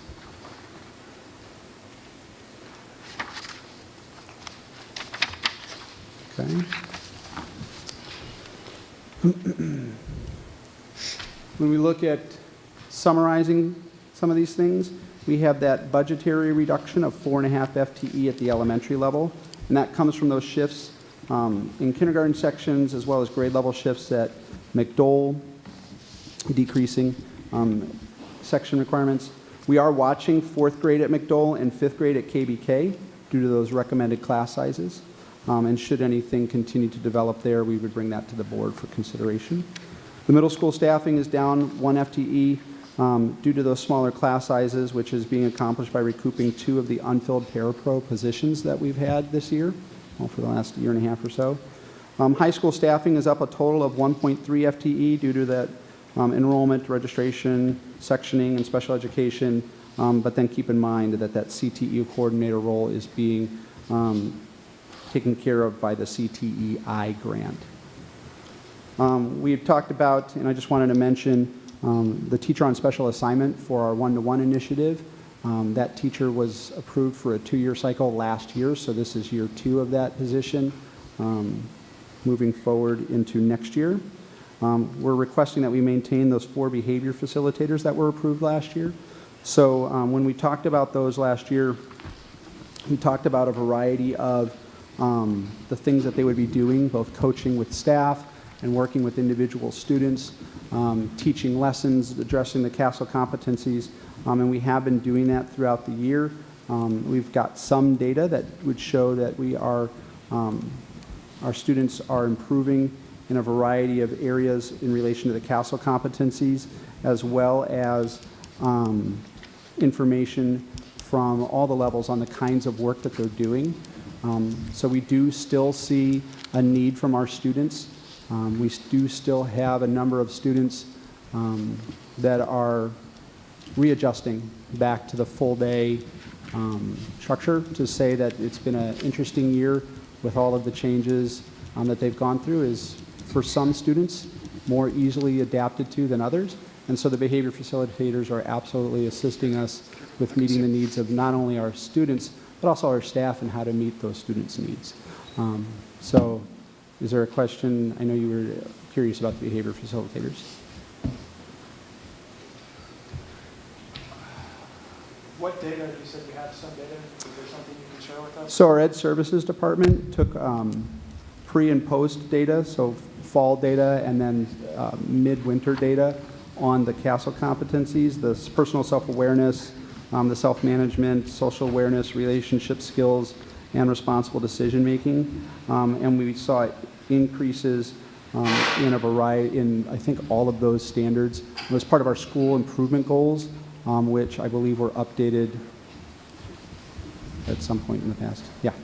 So those behavior facilitators are in part responsible for those changes. Okay. It was my understanding that we were adding staff basically due to COVID, because we were bringing kids, they had been out of the building, they're back in the building. They will have been in the building for all of this year before we start next year's budget and staffing plan. So I still don't get the logic of needing them for a second year when they were a temporary position. I recall us speaking about them and when we added them, bringing them back for consideration for future years. I don't know that it was a given that they be removed, but we would talk at this time about needing them further, which we do. We feel that we do. If there's additional detailed information, I do know that Ed Services has a presentation coming up, April, about some of these things and the role that those behavior facilitators have played in terms of the SEL component for our district, because that was something the board had also asked. That may be a little bit after the fact for the staffing side of it, but I know that what they will share will also add to the story of why these positions are still needed. Okay. I know. I guess the April kind of throws me off too, because I would like to see the data ahead of time. Obviously, they've made a difference. Our kids needed them. So just to like Mr. Carey's point, just want to know this next year, what is their goal? What's their purpose? I guess knowing that a little bit more would be helpful to us. We kind of know what their job is this year, help them transition back into school. What is their goal next year? I don't know if you can speak to that now, or if that's something that's... So we could probably bring back more information about the direct linkage to the SEL initiatives within the district, as well as the MTSS initiatives, because I think you're going to see two prongs to their work. One, be specific to the SEL of individual students or staff, but then also two, to the systemic nature of how we respond to those needs, which would be the MTSS side of it. So I think we can definitely bring some of that information back for you. I do recognize the discordance of having that presentation planned for later in the year when the staffing plan under law has to happen now. So. And one of the things I did review as part of the board packets from previous recommendations and conversation was clearly to try to delineate, as Board Member Carey has shared, that when positions are hired, are they hired for just a year set, or are they for additional consideration, and we would bring that back? So I made sure I reviewed that too, and both of those four positions that were added, they weren't directly added to say we're going to stop and not bring them back, but it'd be for additional consideration. And so I just want to make sure that I verify that cleanly to make sure that we are following the board's directives when we do hire positions. I don't doubt that you're wrong. I'm probably remembering it wrong, so if I phrased it incorrectly, I apologize. That's okay. I just want to clarify. Yeah. So we're up, since the data that you presented starts in 2019, and if you total that, we're down 200 students and up 40 staff, roughly. I feel 27, but okay. I got all that information for you in just another minute. Thank you. Yep, absolutely. To recap, we do have our MTSS shifts, which would include reallocating RTI paraprofessional support. I would want the board to know, having heard from some of those staff members, there is valuable work done by those people, and they do have a wealth of knowledge. Those people this is not a reduction in force. This is a reassignment. So these people will continue to work with our students. They will continue to be integral in helping children improve their skills and improve their learning and improve their abilities. Some of the things that you may have heard even this evening in regards to the skill sets of these people is absolutely true, and they will be able to continue to apply those skills and that care and that dedication to our students. So just so that the board knows, these people aren't going anywhere. in terms of losing a position, but their position is being shifted. Can I ask a question on that? Because that's how you explained it to us, and that's how I understood it, and so I think that's been clear. It does seem like it's unclear to them, and so I wonder where the disconnect is. I think the disconnect is timing. There has been conversation with the MTSS steering committee as part of the Kaneland Connects plan, and there has been information about what that shift will look like and some of the details of that shift for everybody, and that's published in their common message after their meetings, that kind of thing. At the same time, before getting too detailed as to what will this employee's life look like not doing this role and instead doing that other role, is being reserved until after the board takes action. It would not necessarily be an appropriate timing to start sitting down with staff about a change that hasn't been approved yet. And I understand that, and I think that is the difficult position. Perhaps as we continue to move forward and have these kinds of shifts, we reflect on how we're communicating some of that uncertainty. I think that's been causing a lot of the problem. And then Also, can I just clarify something? I just want to make sure that I'm understanding correctly. The shift to MTSS is state mandated. Correct. It is state mandated. And it is also one of the commitments. There are 5, right? Correct. One of the 5 commitments. One of the 5 major commitments that's in our strategic plan. Correct. That the board previously adopted. Yep, Public Act 101-05-15. It's also found in the ROE compliance guide that we get audited on every year. And it's part of that compliance audit moving forward to have an MTSS program. Exactly what it looks like can vary from district to district, but you do have to have that MTSS program and certain components of that program. And in some cases, it requires more certified staff? Correct. And we would like to utilize more certified staff to be able to address more of the needs for all of our students. And just to further clarify, it's an unfunded mandate. I believe so. Okay. Correct. Yes. Is there any other comment? I don't think so. I just wanted to be sure. Just one more quick question. The staff that are being shifted, they might actually be shifted to a different school too, right? So like you said, there's going to be somewhere, but they might actually go to a different school? That is correct, and that would follow the same process we utilized after the minimum staffing plan and before for teaching staff, certified teaching staff. By Friday, the 25th of March, they're notified of their tentative assignment for the following year. And every year we have teachers that might be in 2nd grade this year and 5th grade next year. They might be in 3rd grade at this building and then 3rd grade in that building the next year. And then the same thing happens several weeks later with our paraprofessional staff. We'll share with them what their tentative assignment is for the following year so that they know what they'll be teaching, where, et cetera. Thank you. The last summative point, and we haven't talked about it yet because what we've talked about so far has been about the teaching staff, but we did bring a recommendation to the board for a communication director pursuant to some of the conversations we've had at prior board meetings. It would be a non-ISB certified administrative role. So it's not an administrator like I would be or Dr. Fuchs would be or Dr. Layden would be, but it is an administrator in that they're not teaching and they would have some of those administrative-like duties. And it would be an IMRF position. We're looking at a salary range between $70,000 and $90,000 a year, depending on experience and education level. We are going to be looking for, per the board's discussion recently, someone with credentialing and a degree in communication to be able to robustly look at what we do and how we communicate all of our various programming and needs and directions and everything else to internal and external stakeholders. And Dr. Lawler, that might help us with some of the very things that you were just mentioning too about the rollout of information and how to maybe coalesce all the various work of all the various subgroups and subcommittees of all the different initiatives that we have that we do have to move forward with. As part of that, just the previous discussion, I think we talked a little bit about finding people within the district or shifting roles or things like that so that, you know, there are different parts of a communication director's role.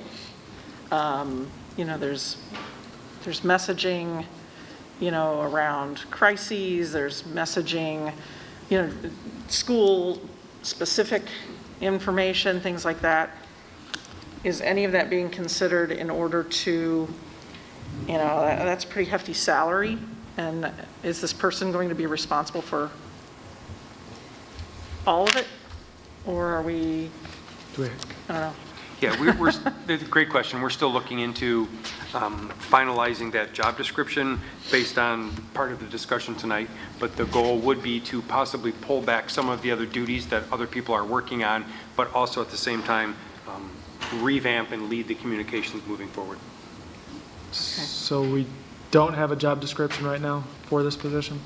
Well, finalizing it, so then that way after the board approves it tonight, then we're going to post it. But I want to see it. Okay. Could probably share that in an update, Yes, we can share that in an update, because it is a, because that is a bit hands-on for the board. well, it's a good, well, actually looking at it and approving it would be yes, but the consideration of it, because it is new, would be something that maybe the board would be interested in hearing or seeing. Right. Okay. I disagree with your statement. It's a little too hands-on, that's all. And it's an opinion. On the line. No, I'm curious as well. I still feel like we need more student-facing certified staff and parapros and things like that. We have some, I just feel like I don't know. I just don't know that I think that someone doing this role is as, especially when we get to this next page where it tells you all the things that we were looking at and that we passed up. I appreciate that conversation. So I would, as we had the conversation at the last meeting with the consensus to bring it forward, we wanted to bring it forward, but now would probably be the time to have that consideration, because as the board approves the staffing plan, if there's anything different that the board would want, we'd want to make sure that we cover it here tonight. Okay. Am I the only one that's concerned? No, you're not the only one. I think I said this the last meeting that, it's a hard sell for me whenever we have a job that's not student-facing. I do think this is an important one, and it was a hard one for me to agree to, but it's one that I do think we need. The 70 to 90,000 is a bit much for me, and that's kind of a hard pill, but I get it. I mean, we need this quality person. I'd love to see that get lower than not higher. But I also recognize I want, champagne on a beer budget, so. We also heard from the board clearly that they wanted to make sure that if we were to pursue this position, that we got someone who would be able to do the job as they envision it. Sure. And when we looked at those comps that we shared at the last board meeting, this was a reasonable entry point comparatively to be able to get someone with a 4-year degree or potentially even a 6-year degree that specializes in communication of large organizations. Sure. And the lower portion of that 70,000 is lower than the other comparable districts that we brought. And not that we take great pride in being lower than the other people, but just to consider other comparables, but just that consideration of it being a newer position is something that we would also want to take into consideration, because we also know that the great dialogue that the board had at the last meeting of at what cost, if any cost, to students, what is this benefit? So that was one of the considerations we had. And I don't know if you can even do this, but like quantify, like Dr. Fuchs and Dr. Layton, you both made comments last time. There is work that you are doing now that this person could be doing, so you could get back to doing other work, So is there anybody else within staff that are doing things that this person would take over so then they can get back to their, I hate to say regular schedule or their regular work schedule? I would think that there's probably two components to that we would consider. One is which we would plan for the coming year, were this position to be approved. And we look at some of those things and say, all right, what can be siphoned off right away? Are there pre-planned communications? Are there regular update kinds of things? But I think the second prong is why we're kind of talking about this position in the first place. We don't necessarily know what we don't know about how to do that better. We're working very hard to communicate with a whole variety of stakeholders on a regular basis about a whole variety of different things. But clearly, the board has expressed a need to look into this further and have someone help us with that. So part of the hope here would be to have someone come on board who not only has a job description, but then also a set tasks for those first couple of years, but then also the opportunity to examine what we do and how we do it and suggest those improvements as well from their perspective. You know, someone who is trained in this and has experience in this, again, with those organizations, might come in and go, oh gosh, why do you do that way? Here's a better way to do it. And some of those changes, some of those consolidations of work might occur now because we can look at them and go, here's a place to do that. Some of them might incur later as someone comes on board and goes, whoa, whoa, whoa, we got to do this differently because there's a much better way to do this. So I was I going don't to know say, the last time you reported this, you had a list of schools, and there was only 2 schools that did not have a communications director, us and one other. Have you gone back to those schools to ask what their job descriptions were, or like what are they doing right? What would they stay away from? I guess how much are you getting? Like you said, you got the list, you got how much they were paying. How much more have you dug into their, instead of recreating the wheel for us, who's I've dug a little successful bit at in this? terms of some of those districts that have additional staff underneath the communications person. So I think we shared in that report to the board how many additional staff worked with the communications person.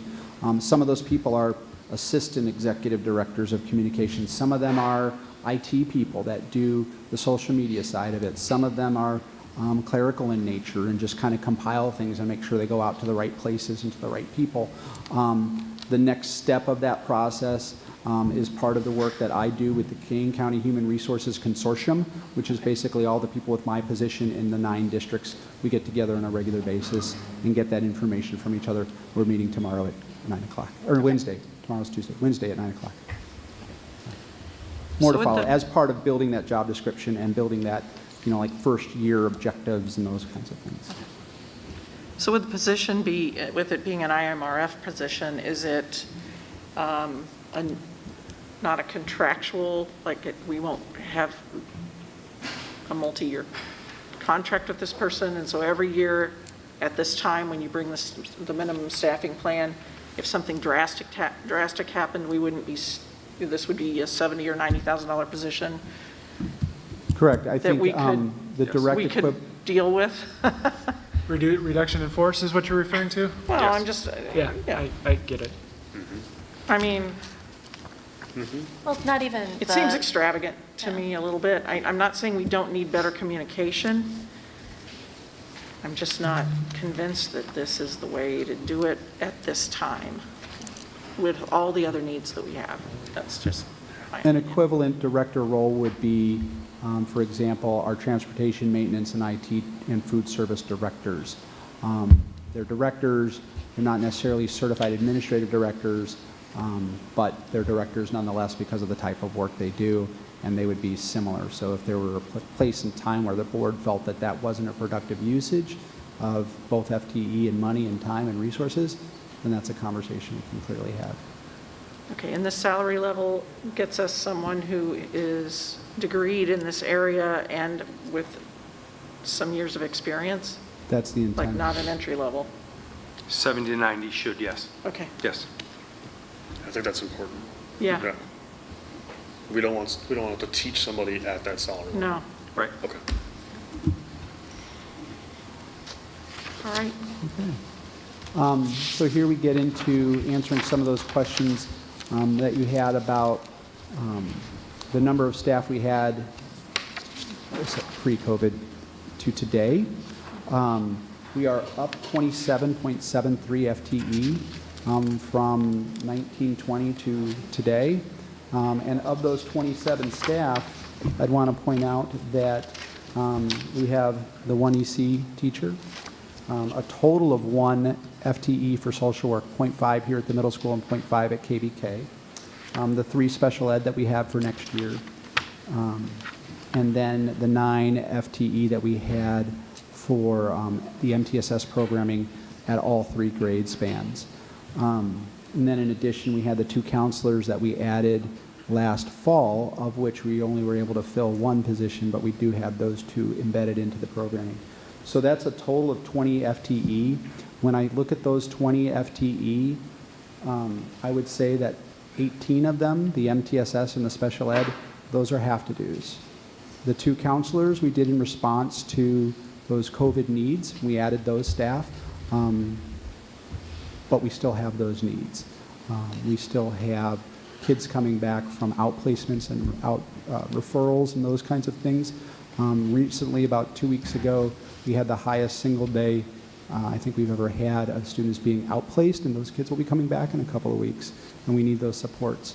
With the counselors that we've had, we've been able to bring back college visits, we've been able to go do other different things that are typically part of our normal programming, because we even have just that, of the 2 positions, we filled the 1, even just having that 1 has enabled our staff to be able to provide a whole plethora of services to our students that we weren't able to do because we were responding to immediate need. So that's why those staff are in the staffing pattern.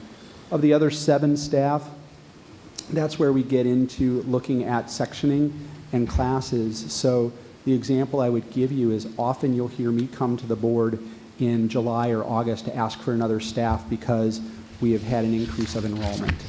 But please know that by the time I come to you, it's been a hot button topic within the district for months, because we've gone from class sizes of 24 to 24 with a 25, and then 2 25s and a 24, and then all 25s, and then 26s and everything else.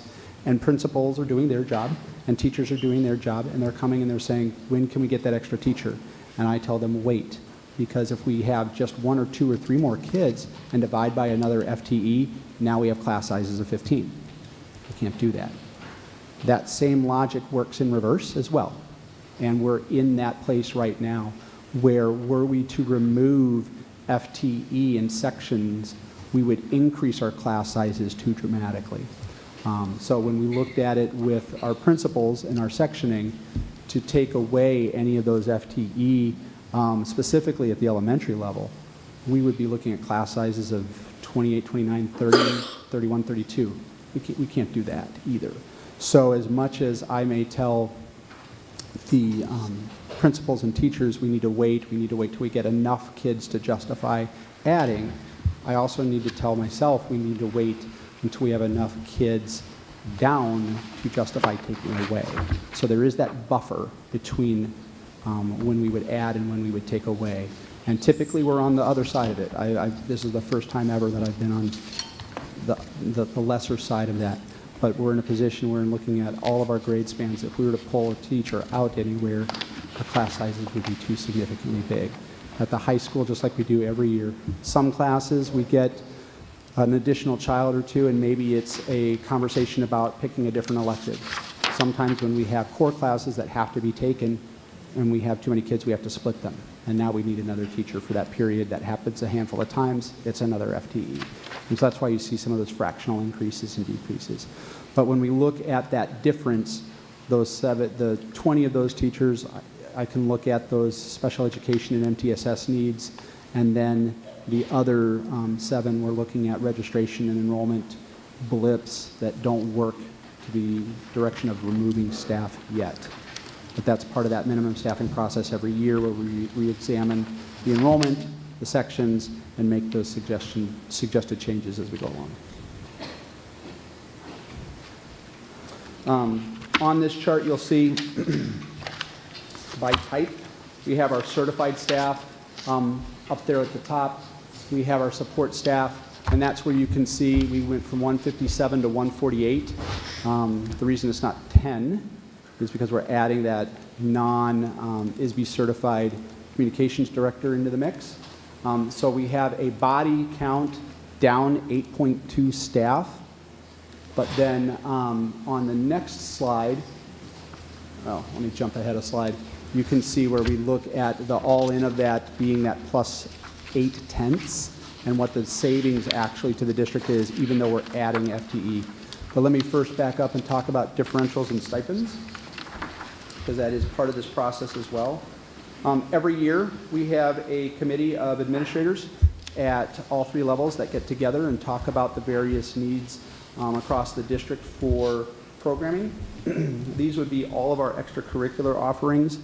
So these wouldn't be math and reading and writing, but this is sports, athletics, and activities. We have a variety of needs. Some of these needs were brought to get forward by administration. Some of them were brought forward by individual coaches and sponsors. We look at what's entailed in providing services to all of our students, budget limitations, what ancillary costs would be. We review Title IX considerations for athletics. We consider underserved populations. We always want to make sure that we consider students who may not have any other opportunity anywhere else in our programming. We always have to balance competing interests, which is a very difficult task. We would love to be able to provide everything to everyone. We also look at opportunity. We consider what's already structured, already available, whether it's within the district or within the community. And then we make a recommendation. We do have a process where after that recommendation is made, our labor group gets together and decides the pay rate for different positions. So that is a set process that the labor group is entitled to control. And they control that within the context of our KEA contract. When we look at all the various things that were discussed, we talked about boys volleyball. We talked about girls track needing an assistant coach. We talked about girls wrestling head coach. We do have an increasing number of girls competing in wrestling. Along with that comes an assistant wrestling head coach, theater directors. We had a request for an MTSS department chair at the high school. Considering the number of staff that we're looking at and the kind of programming they're doing, there was conversation about potentially needing a department chair for those staff. Mentoring stipends at the high school. We had an unusually large new teacher cohort at the high school this year, so I think that was a need from this year. I wouldn't be surprised, depending on the number of staff we hire at the high school in the coming years, whether that continues to be a need or if that ebbs and flows with how many new staff we hire. Winter percussion at the high school.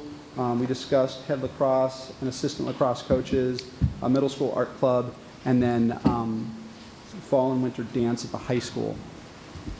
We did, after discussion, look at all the various things that we offered, and we offered a healthy amount of activities and athletics at the high school and a good number of athletics at the middle school, but very few activities at the middle school. And so as we were looking to try to balance what we do for our students, we heard a very overwhelming need for students who were not athletes at the middle school to have an outlet. And we do have a park district program that's offered here for a short period of time during the year, but it's very well attended. And it was described to me by one of the administrators here as almost therapy for some of our students. And as we look at all the things that they've gone through and dealt with over the last 2 years, to have that outlet for those students was important to us. So we decided to request a middle school art program. And then the KEA does meet to set that rate, and in accordance with the contract, it's anywhere from $1,400 to $3,200. So that was going to be our stipend and differential recommendation for this year. Any questions about that part? So could you just clarify a little bit? So it's a joint committee, correct, with the KEA? No, it is not. No, we switched that a few We years did. ago. That was changed in bargaining. With the new contract, okay. it's an So administrative administrators, but do some of the requests come from? Correct. There's a defined process starting December 1st. Mrs. Schumacher, the KEA president, and I work together to communicate to all the staff. If you're looking at doing something, if you have something going on, please put forward a proposal, and then there's a form for that. They would submit that. That is what then gets reviewed by that administrative committee to see where we can fit that in, if we can fit that in. Okay. And then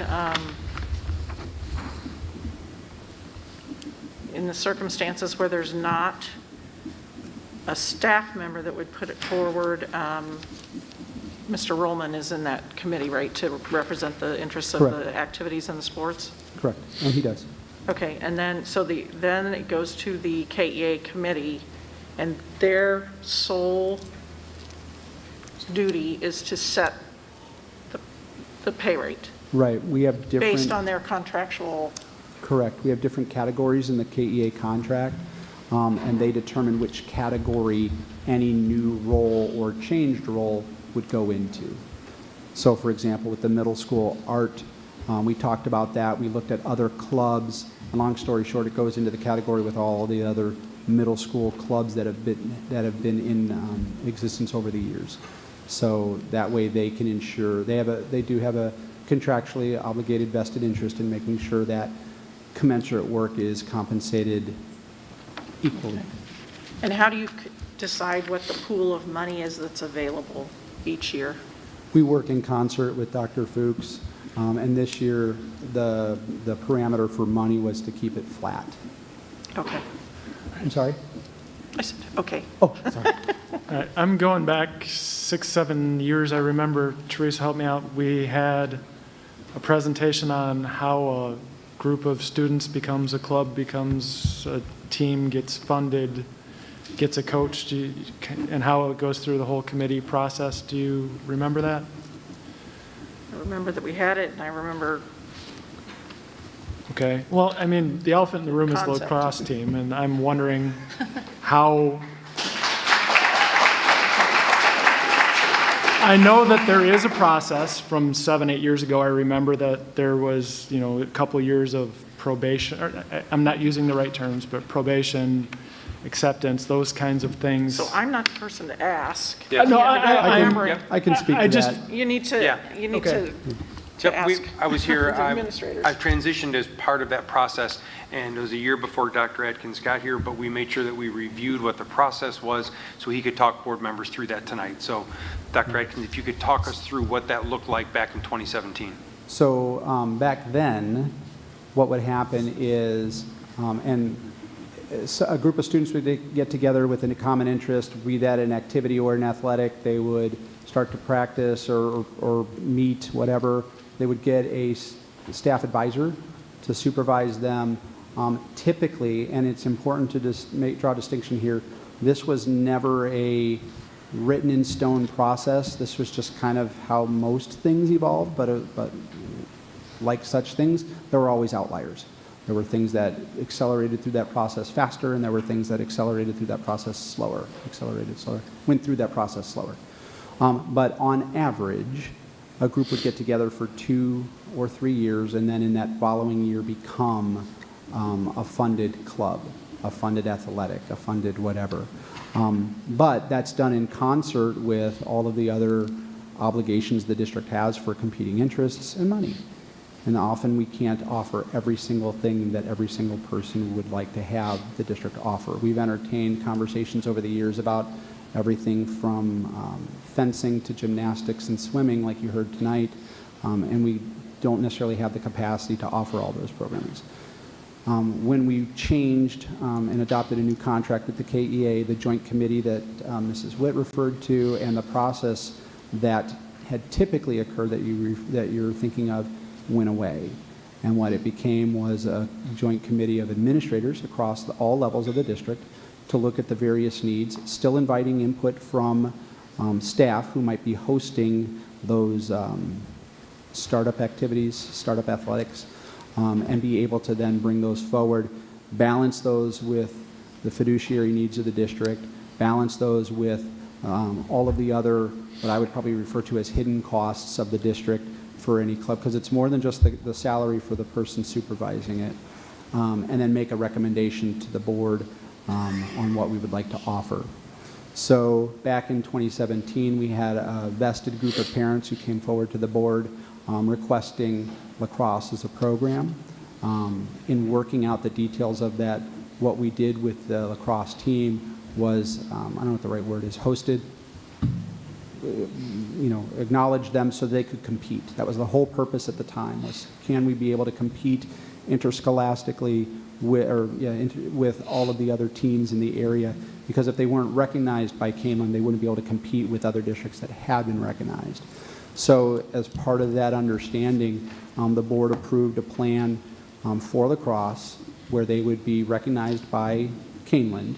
They'd be able to compete against other teams in the district, but they were essentially unfunded, and there was a different student fee structure for those students to be able to provide some offset to the costs to the district. The program isn't going anywhere. It's still here. It's still viable. There's plenty of young men here that are willing to play. We want them to play. We want them to be recognized by Kaneland, to be part of Kaneland's teams. At the same time, we don't have the capacity to add that level of programming for athletics right now. So can I ask, and I don't know, when does a sport become considered established? That we can say this is definitely, like you said, we can't offer everything. But I'm looking here, junior varsity boys soccer. Boys soccer's been around a long time. Now wrestling, girls wrestling. Wrestling's been around. I know girls is a new thing. We're talking about lacrosse here. There was something that said 6 years, somebody said 8 years. So at what point do we commit that this is not just we're trying this out, but we're actually going to make a commitment as Kaneland, saying that, like, I just don't understand, like, adding boys soccer to that's been around.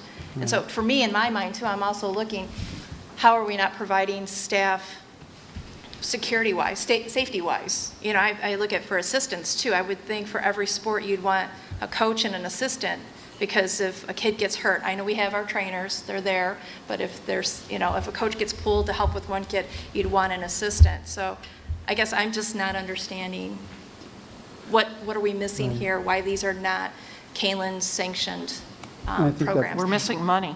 Well, the kids also made the comment too, and again, new to the board, so if you can clarify, they pay fees. So what you just made that comment too, how much does that offset what we put towards it, what they're putting? Because that's their question too, of like. So one of the things that I think goes unseen sometimes is what happens behind the stage. So in working with our committee to determine what programs we're bringing forward, Mr. Rollman did a lot of work looking at all of our programs, and the work that we did for lacrosse, we have a conservative estimate of $56,000 a year to run that program. $15,000 to recondition helmets every year. Pad requirements. Now, some of the things that our athletes would utilize are specific to them. I don't know a lot about lacrosse, guys, I'm sorry. But I think there's something to be said for, I get my own stick, right? I get my own whatever. I've been to Dick's Sporting Goods. I see that you can get chest pads and things yourself. But once it becomes fully our sport, we're responsible for providing a minimum and maintaining that minimum. And it's expensive. We add in a variety of other factors. And like I said, conservatively, we'd be looking at a $56,000 capital outlay to run this program. We just don't have those dollars. The other piece with the fees is once it becomes our program completely, the fee structure has to be the same set by the board for all of our athletes. So we'd actually be going down to $150 to $150 a player, which takes away some of those fees that we've had.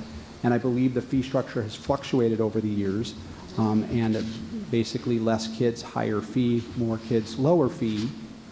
Specifically for lacrosse. Specifically for lacrosse because of the way it's structured. And again, our goal when we brought in that program was to provide them the moniker of being a Kaneland team. We knew then, as we've known each year, we don't have the capacity to add that intensive of a program. So keeping this as is allows us to have it, allows the kids to compete, allows them to get all the recognition that comes with being that Kaneland team and having that what's the right word? Approval or whatever by Kaneland, but we don't have the capacity to run it as a full athletic for us. So it's just not the stipend here. So this, I guess that's where I'm missing, is like when you talk about like any sport, there's all this other cost that we're not seeing that is the school has to pick up. Right. I mean, we're looking here, we're looking at the stipend. I'm looking, if we did every one of them and if it was $3,000 for each one, how much would that be? It's not. There's more to it behind the scenes. Very much And I guess that's the disconnect for me. So one of the things to know is, like you mentioned JV soccer. We already have the soccer team and we already have the infrastructure and the budget to support a soccer team. What the coach would like is an additional supervisor and coach. It's a nicety. The numbers are big, but they're not at that tipping point. Now, please rest assured that if one of these programs suddenly overnight had triple the athletes playing, we'd have them included in this minimum staffing plan for safety reasons. Right. And we've done that before, and we would do that again. But when we're talking about a new program, there are those startup costs that are significantly more. So again, with the JV soccer, it would truly probably just be the $4,000 or $5,000 for a new JV coach. For lacrosse, it's the cost of the coach plus all of the other costs, the transportation, the referees, field maintenance, all those things. And like I said, in looking at those conservatively, the report that I got from Mr. Rollman was $56,000 to do that. And that included transportation to everything? And Dr. Fuchs, is transportation part of that? I don't recall. Okay. I have that here. Do you So have it with you? 56,000 is a startup cost, or is that every year? That's a startup cost, okay. Good question. I believe it's a startup cost. I believe he described it as a capital outlay. So clearly some of those costs would be one time, but then I believe that the helmet reconditioning and such would be additional yearly costs. So we're looking at, he had an equipment cost, licensing and apps for Huddle, purchase services, which would be the officials, rental services, which was an unknown amount, repair and maintenance, supplies, travel and transportation was in there, uniforms, and then had a component that we didn't factor into that dollar amount, which was player purchase of shoes, socks, mouthpiece, and practice gear. So budget items for the program was $23,000, uniforms for 40 players was $7,000, and equipment cost for 40 players was $26,000, giving us a $56,000 cost. Now clearly I would imagine you buy some of those things, you'll have them for several years. Others are probably expendable items that have to be replaced on a yearly basis. So you had mentioned, sorry, I know I'm the one asking. Anybody else want? Go ahead. You made the comment, like JV varsity, it'd be a nicety to have another coach. But you know if their numbers get to a certain point, you would put another coach. So you have criteria. I'm assuming that would be the same thing with the wrestling head coach. If we ended up having a flood of girls, we would add somebody because we needed that. So at what point, I guess I just don't, or clarification of what point do we say a sport, be it lacrosse or anybody else, when do we finally make that commitment that this isn't going away? Like this, Kaneland is definitely a lacrosse area now. You know, we have a couple of kids that are heading to college that are playing it. So like what was that criteria when we made soccer a team, when we made track a team? Bowling. Huh? What was there, 10 kids on the bowling team? It was, I guess, and that's, there's a whole lot of pieces that go into this. It's not one simple part of a staffing plan to decide if we add lacrosse tonight. That isn't my goal. Right. I just feel that there's more details here that need to be looked at on a whole for all of the programs, because we've made commitments to much smaller programs for many years. We've got the kids that are sitting here tonight that are interested in getting added and funded, but I don't have a good feel for how the sausage is made for all of these different clubs and activities. So I would request that I guess this is a topic for future agendas, but it's early, but I would like much more information on how this all comes together so that we can make an educated decision. Yeah, I don't know, a few years ago we had the track team here several meetings in a row and year after year, you know, asking for additional coaching staff, and we weren't able to provide that either. So it's not, it isn't an automatic thing a lot of times. And I'm not saying, Right, and I remember, agree with you that we should talk about it, or that we should get more information about it. Yeah, that's fine. okay. The reason I'm also asking too is because we provide space for them to practice. And we've made a commitment. We want these kids here. We want to support them. We're talking about a new facility plan. You know, are they going to be a part of this? You know, if they are, then if we're making a commitment to that, why aren't we making a commitment this way? I just want to know how long-term, if they're not going to go away and this is going to be something that is this something, you know, at least a head coach, you know, not, you know, there's a lot of sports here we're looking for assistants, but we at least have a head coach. I understand the $56,000 startup cost. I totally respect that part of it.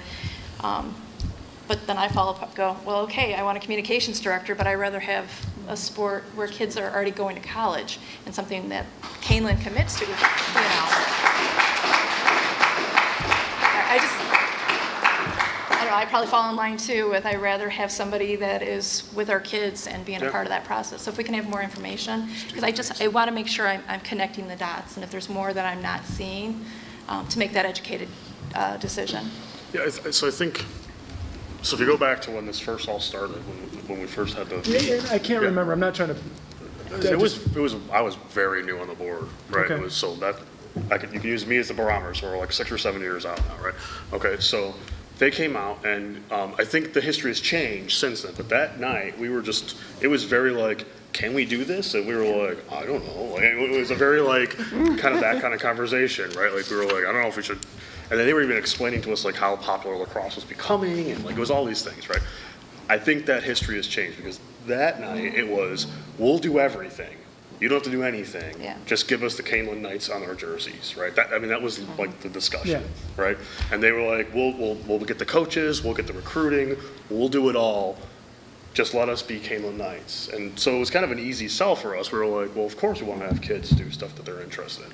I think that history has changed now. We've seen this program go obviously for a few years. So I don't know how we reevaluate it. Obviously, the cost is an issue. That's gonna be something we'll have to consider, right? But It's I think we also- need more information about how it shifts. It's also about other clubs that aren't quite as vocal that have been asking for years as well. There's that too. Yeah.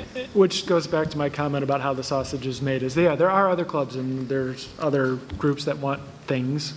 And I guess I'm just requesting we kind of get, and that's what I was asking or referencing earlier, Teresa, was we had that presentation that kind of explained all this to us 6 or 7 years ago, if I remember correctly, and And now they say it's changed. Yeah. Yeah. Well, and to that point, like, how did middle school art club, we don't have, how did that rise to the top? I understand that it's a want, and we want to have that outreach for the kids too that don't play sports. Totally respect that. I love the idea of having an art club for them.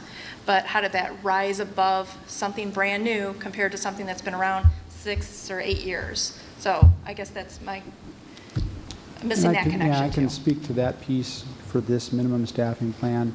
The middle school art club, in that instance, would be just the stipend for the instructor to provide that. We have all the other resources in-house already.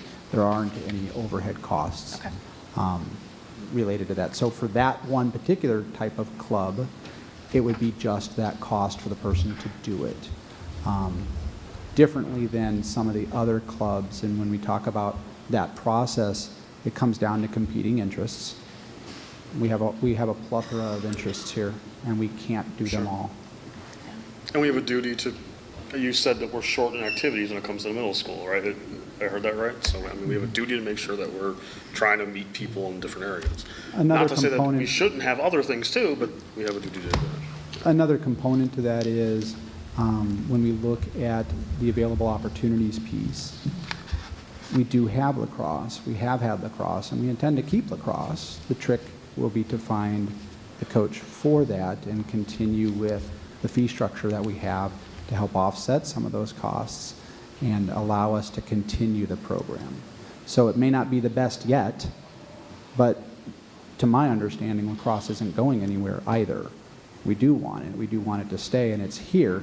May not be fully funded, may not be fully in place as some of our other athletic programs are, but it is there. There is the opportunity to be a lacrosse player at Kaneland. It looks dramatically different because of how it evolved 6 years ago, 2017, I believe it was. But it's there versus something else that isn't there at all for some of our students. The only thing with that is it's here. It's like winter percussion too, because I know winter percussion. My daughter was part of band. When there isn't somebody, the parents pick up the cost.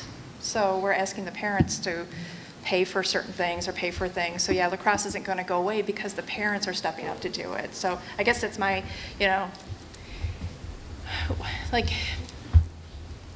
when you evaluate this, how do you guys, the team or the committee, rise up to what? Because President Witt said. We don't want whoever's the loudest people here at our meeting today, that's why we went that way. No, that's not what we're doing. That's what, it's like, how do we score them, based off of certain criteria or finances and stuff like that? Or is the decision subjective? I think some of that was gone over as far as Title IX and underserved students. But that's still subjective. I guess I'm just saying, do you guys, so when we have to report out to a community, when they ask us, when they come to you and say, why wasn't this, how do we voice that to somebody? Right. I think as with anything in education, you're going to balance the art and the science. There's a science to it where we look at numbers, we look at ratios. Mr. Rollman will look at guidance from national groups, the national soccer, I don't know, whatever authoritative bodies there are for different athletics, and say, the student to coach ratio is X and we're way off of that, under or over, whatever. And so he'll look at those components and then have those deliberations. He'll network with students, he'll network with his coaches themselves, he'll network with boosters, he'll network with the administration. We balance that with our funding component, which is, part of our expectation here is to have no new dollars. We don't have the money. And so as we balance all that push and pull, there is an element that's objective that you could share with people, and we've talked about some of those things, and there's also an element that's subjective to that too. That's difficult. But as we do that, to add in a program to that extent requires us push-pull. What do we take out? Right now we're able to serve all of those needs that have been there to date, athletics and activity-wise, and add one. And please know that by adding one at $1,400 to $3,200 is increasing our projected deficit by $1,400 to $3,200, depending on how much experience that person has. That's a very limiting factor. That's an incredibly limiting factor. And the difficulty is, what do we take away to add? Thank you. You're welcome.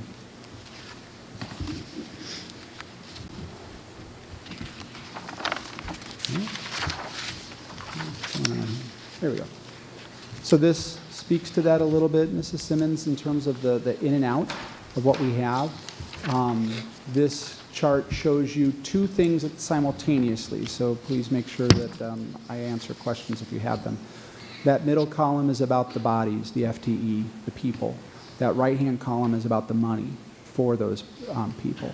And so it's not a direct one-for-one. So you can see that first row is about that decline. We lost some classroom sections at the elementary, kindergarten sections, and then I believe a PE. That was the 4.5 there. Elementary, the MTSS shift, we're adding 4, but we're compensating for that with repurposing those RTI positions. So that's a net neutral. We have the middle school MTSS shift. And then we were recouping, remember we were down 42 kids at the middle school. So to have a commensurate reduction in the budget, we weren't going to fill 2 of the unfilled parapro positions that are there. We used $30,000 as a placeholder for paraprofessionals, $60,000 as a placeholder for teachers.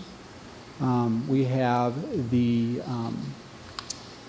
high school MTSS shift, which would be a raw addition of 1 FTE.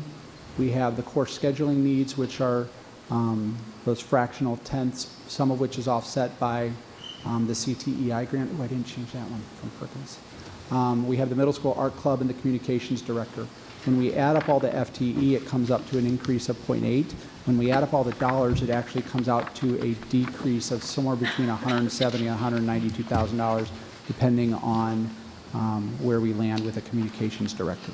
So we feel that this is a minimum staffing plan that accomplishes some of the unfunded mandates of MTSS, that accomplishes our special education needs, that addresses our registration and enrollment needs, while also doing our best to be financially savvy and make sure that we can accomplish all the needs presented to us by both the board and our district to make sure that we're able to do those things, save a little bit of money, and help offset some of that projected deficit. And that would lead us to additional information like the stipends and differentials of all the things that your administrative team talks about, just so that the board knows we begin talking about staffing in the late fall every year. We go through a process as an ad team to sit down and talk about all the various competing needs of the district. And as I've shared with you the last 2 or 3 years, these are the things that your administration feels are needed for our students. But again, we don't have the capacity to add them now. So you can look up here and we talk about additional co-teachers for special education at the elementary level. All levels need more social work. We need 504 counselors. We have an increased number of students with 504s, and we need counselors to be able to oversee the generation of those plans and the implementation of those plans. An additional dean of students, a full-time auditorium manager, a middle school dean secretary. We've talked about full-time building substitutes as a way to help offset some of our sub-concerns. Full-time maintenance staff to support Mr. Payton. An additional one-on-one coach as we do more with Canvas, as we do more with technology moving into the future. The TOSA role that we have is becoming critical, and the workload there is significant. Additional co-teaching paraprofessionals at the elementary level. Full-time assistant principals at the elementary, additional CTE teachers at the middle school level, LRC assistants at the high school, increased Fox Valley security staff from part-time to full-time, additional psychologists at the high school. We only have one for all the students here at the high school. Increased days for our special education coordinator as we have outplaced students and high needs IEPs. We definitely have additional work for that person to do. A full-time maintenance secretary for Mr. Payton, and then an increase of days for the dean's assistants and assistant principals at the high school. So there are a variety of needs that we've discussed over the years that continue to be needs. Some of these things, 1 or 2 of these things might be new this year. Some of them have been on there for years. So we want the board to make sure that they know we are considering all these things and we are picking of all of those needs the most important and the most immediate needs to bring forward to you in the minimum staffing plan. And this year, that's the MTSS component of what we're doing. So that summarizes what I had for you for the minimum staffing plan. Questions?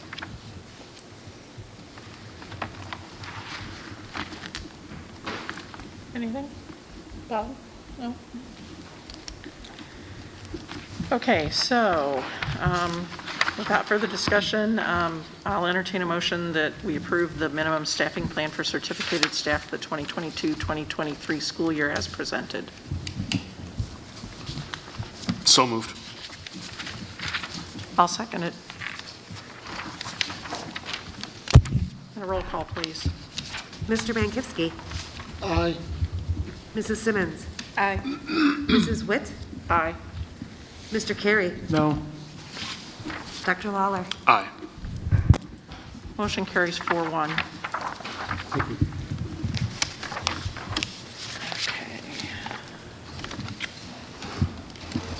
Move on now to the next item under new business, which is the COVID-19 mitigation plan update.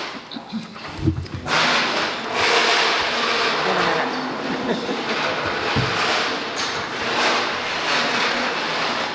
Can't imagine what the lunchroom sounds like.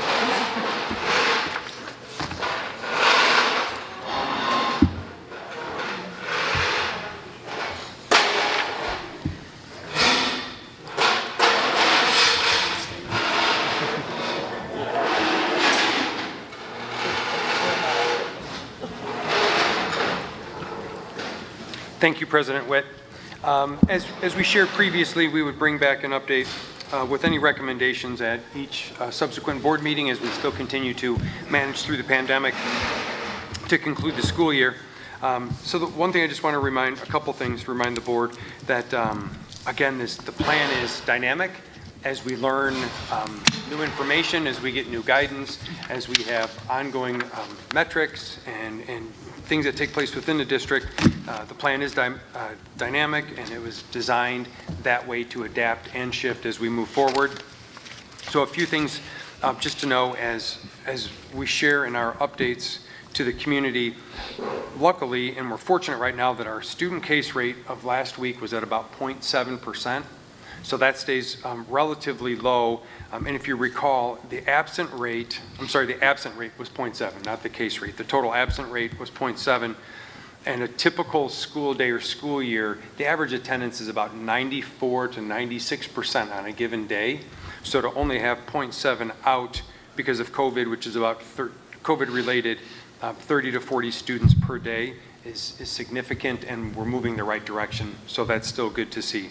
And with staff, we averaged 1 staff member out per day last week. So that's also a real good week, and we continue to keep those numbers low. The metrics, as we've measured and monitor statewide, it's about 1.3 as of Friday and 1.9% COVID positivity rate across the county. So those numbers continue to be positive and trend in the right direction. So one of the things we'll do before I make the 2 recommendations that you saw in the memo, I'll quickly just flip to the next screen. And Dr. Fuchs, if you want to just share a few of the updates of what we currently have in place. Sure, thank you. These are things that, mitigations that we currently have in place, that we plan to keep in place for a little bit longer or as needed. Positive cases must have a 5-day exclusion, and we do still have the option for live streaming. So if a student tests positive, they should stay out for 5 days in order to help stop the spread. The processes for symptomatic individuals will also remain the same. So those symptomatic students are being sent home. If they have COVID-like symptoms, we're asking that they either stay home for 5 days or get a negative test and return after their symptoms improve. Contact tracing will remain in place. I do have an asterisk by that one because that's going to be part of a change that Dr. Layden will explain in just a moment. We do still have shield testing, optional for all students and staff. We also have test to stay optional for all students and staff. For individuals who have tested positive, we would recommend that when they come back, they continue to wear a mask days 6 through 10 per the CDC guidance. And we still have lots of hand sanitizer, and we will continue to report the daily positive cases to staff and families. Lastly, we'll continue to report on Fridays the color designation for the following week. Are there any questions on our current mitigations? No. Thank you, Dr. Fuchs. The first of the 2 changes, these changes come based on recommendations both in part from the governor and updates from the state of Illinois and also the CDC. So again, as we learn that guidance, we want to make sure that we bring that back to our board for approval for our current plan. So one of the things we wanted to take into consideration was the CDC sharing that close contacts of a positive case should no longer be included for exclusion from schools. As things have changed, they had 2 or 3 highlights for the rationale. The availability of vaccines, proven tools, decreased participation of COVID-19 in their contacts, increased of self-tests, which allows COVID to quickly notify families, and the significant number of asymptomatic or mild cases. So that was the update from about a week and a half ago from the CDC. So based on that, it would be our recommendation that our students that right now are being called and excluded based on close contacts, that we stop that practice as far as excluding them. We still want to call home and let the families know, so the family can still have the consideration if they want to get their student tested, if they want to exclude their student based on what might or might not be going on in their home for health considerations, and also be able to include them in test to stay or shield testing moving forward. If they self-choose to exclude, will we still provide them streaming services? Yes. Okay. We would. If they've been identified as a close contact. Oh, yes, yeah, right. Yep. Not just because they want to stay home. Right. Right. Correct. The school's identified that, yes. Sorry, I just All want the to be students clear. still here. Yeah. Thank you for the No. clarification, Dr. Fuchs. Sorry. Yeah. Anybody? That is the first of the 2 recommendations. Questions on that one? Any thoughts or concerns? I'm assuming that I'm sorry, I'm not remembering details right. The staff can also take advantage of one or, Yes. one or the other of this? Yes, they can. Thank you.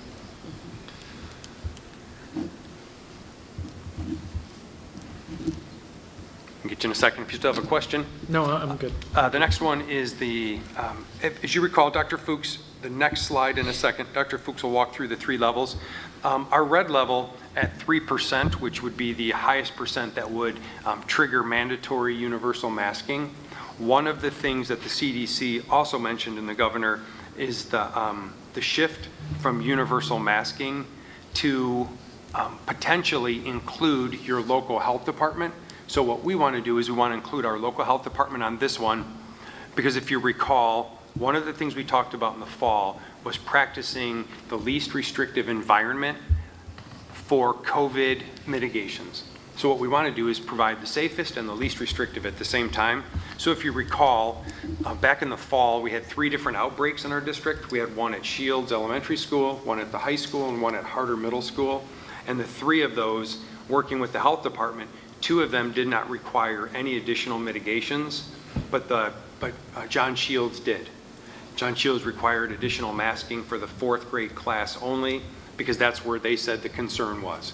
So what we'd like to do is look at this. If we do reach a red level, rather than just automatically make it mandatory universal masking for that entire school, work with the health department, talk with them as the experts on communicable diseases, because what it really said was lean on your health department for communicable diseases and universal masking and case rates. So what we'd like to do is to work with them, if we do reach a red level with any respective building, to look at it and look at the circumstances of why that may have happened. Is it a certain grade level? Is it a team? Is it a wing, the top wing, 2nd floor, those kinds of things, and isolate it to where the cases are and use least restrictive as much as possible. So it may be as low as a grade span, it might be a team, might be an athletic team even, or a grade span team, but rather than just say it'll be universal when we reach the red, work with the health department to make sure that if it does need to be universal for a building, we can, and we would, but we also look at it individually practicing least restrictive, as we've said that we would do all year for other instances too. So, I mean, I think it makes sense to work with the health department, because that's what we would have done prior to COVID, right? Prior, That's and how- that- that and that's would what be it mentions in in both of those citations, Right. is go back to, they don't say pre-pandemic, Sure. but they said transition back to using your health department for your communicable disease responses. So in that instance, as the experts, we would want to lean on them to look at each of the case rates, to look at the outbreak status, if there is, and then determine what would be the next best mitigation strategy. I mean, ideally, like at some point, those decisions should go back to those folks. And Yes. we would like to get out of that decision-making process, right? So, And we want to do that, and that's where this guidance specifically speaks to that. That's why we want to transition back to that. yeah. My only question is, are they quick enough? Well, is there any issue with them, with a speedy, strategizing with you, right? Or does it take too long? That's a great question. We will expect them to be quick enough. Yeah. But I also imagine as we, not imagine, but we would, if we see case rates start to increase, we wouldn't wait till we got to red to call them. Okay. If we saw a trend moving from green to yellow, we would call them and tell them that based on our plan, we're at yellow, this is the way it's trending. Here are the students with the cases, where they're located, grade span, classes, those types of things, and have that planned out in advance of when we got there. That's good. I mean, that makes the yellow zone actually even more purposeful. Yeah, so that's good.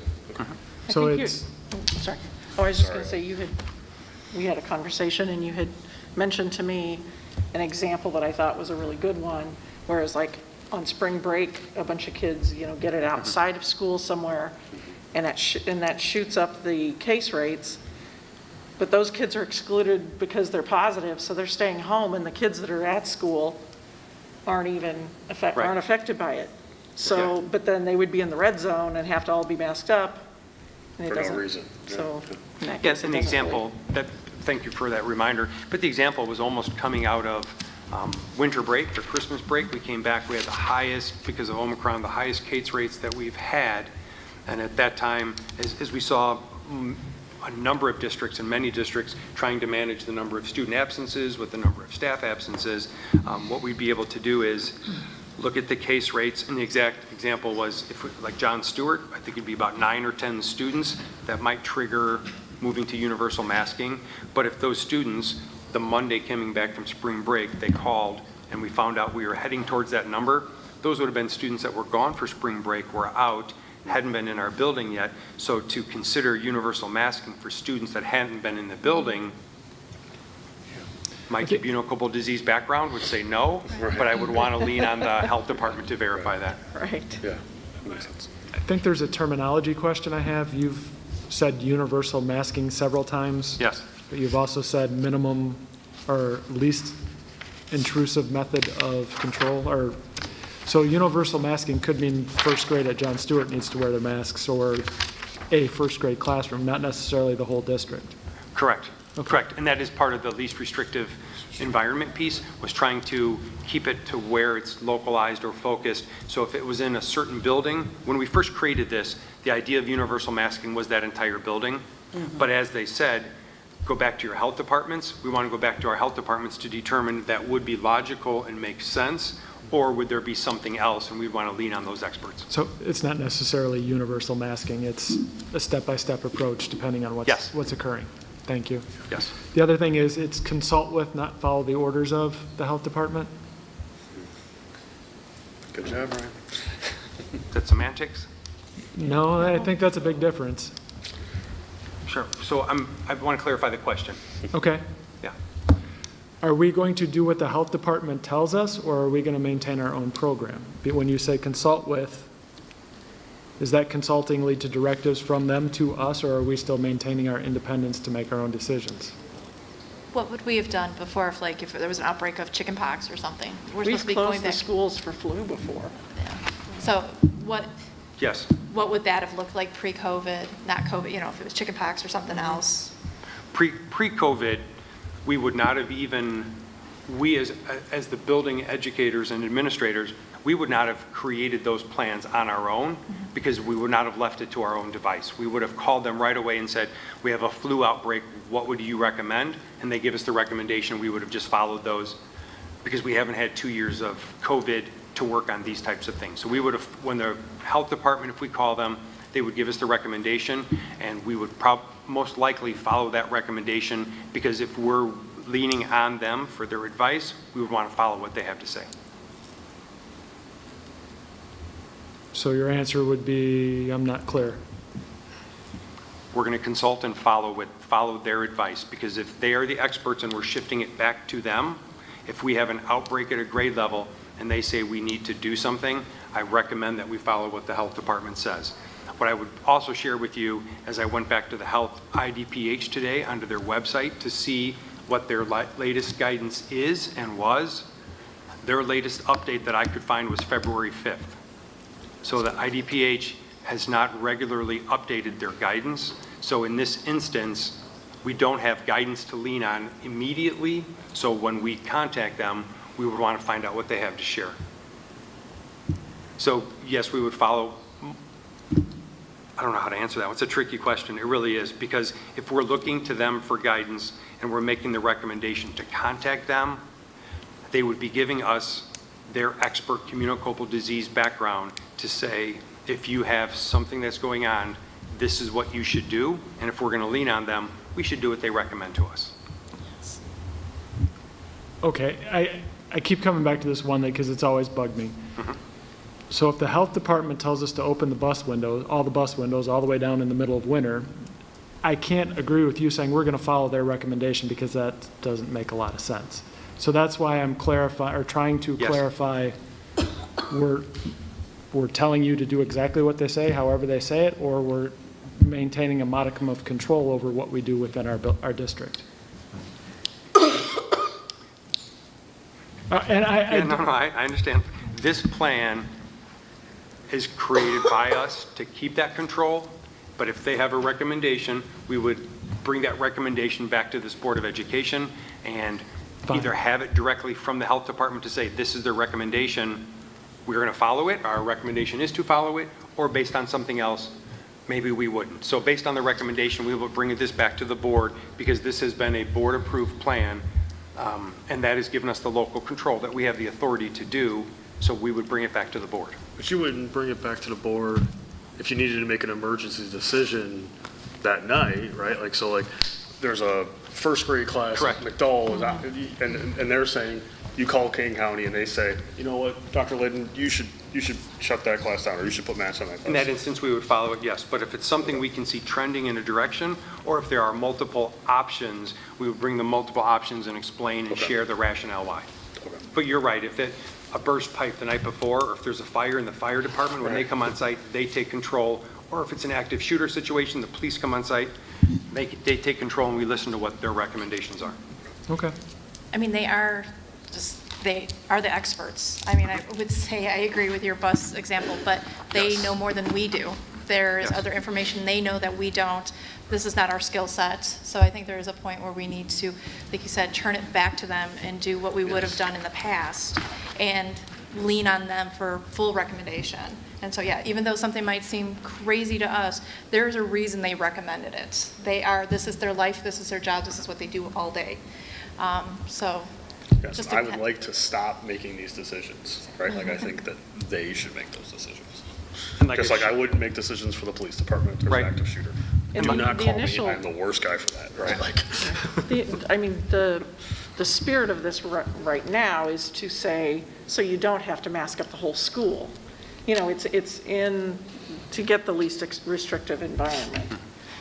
because right now, as it is, we hit red, everybody's masking, right? No. So this But gets, if other situations change, the whole school, our we would need current to plan, revisit it. the whole school masks.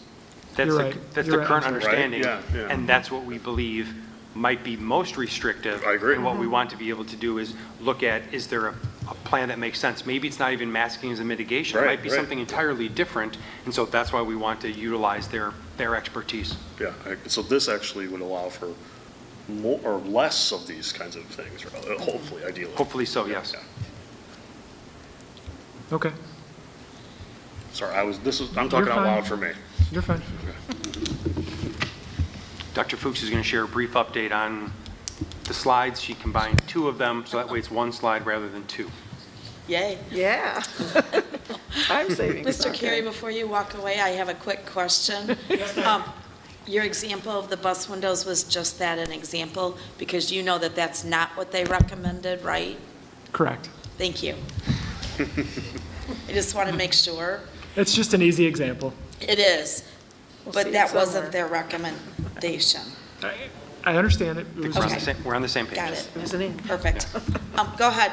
Thank you. Thanks, I'm sorry. I didn't mean to stop you. On this chart, yes, I did combine two slides. The first thing that I want to share with you is the green level and the yellow level are both the same. So there is nothing different there. The difference now is with the red level. And it has to do, on the left-hand side in bold, consultation with the Kane County Health Department. Additionally, in this section, bullet points 2 and 3, we've always had those in there knowing that if something special happens, whether it's a class, a grade level, a team, everything we've just discussed, if that happens, we have the ability to make that red quicker than the weekly basis. And now that it would be in consultation with the health department. So that's basically the only thing that's different on here. Again, we'll still continue to measure on Thursdays and report on Fridays. Okay. Any questions or any other questions? That's great, thank you. Okay, so prior to the vote here, because there is a vote, right? There's Yes, there's a recommendation vote. for action to update the plan. We should probably wait for Mr. Carey to return. Yeah. Especially since we're missing some folks. Okay.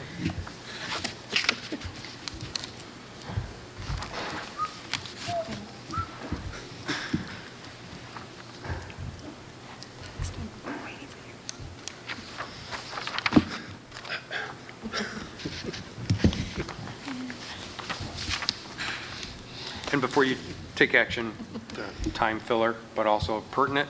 I will, as you know, the next board meeting that we have is after break, so it'll be April 11th. So if there's anything that changes between now and then, hopefully there's new guidance, updated guidance. We'll continue to bring that back and continue to do it and update at each meeting. Sounds good. Good job filling that time. He's on his way. Yeah.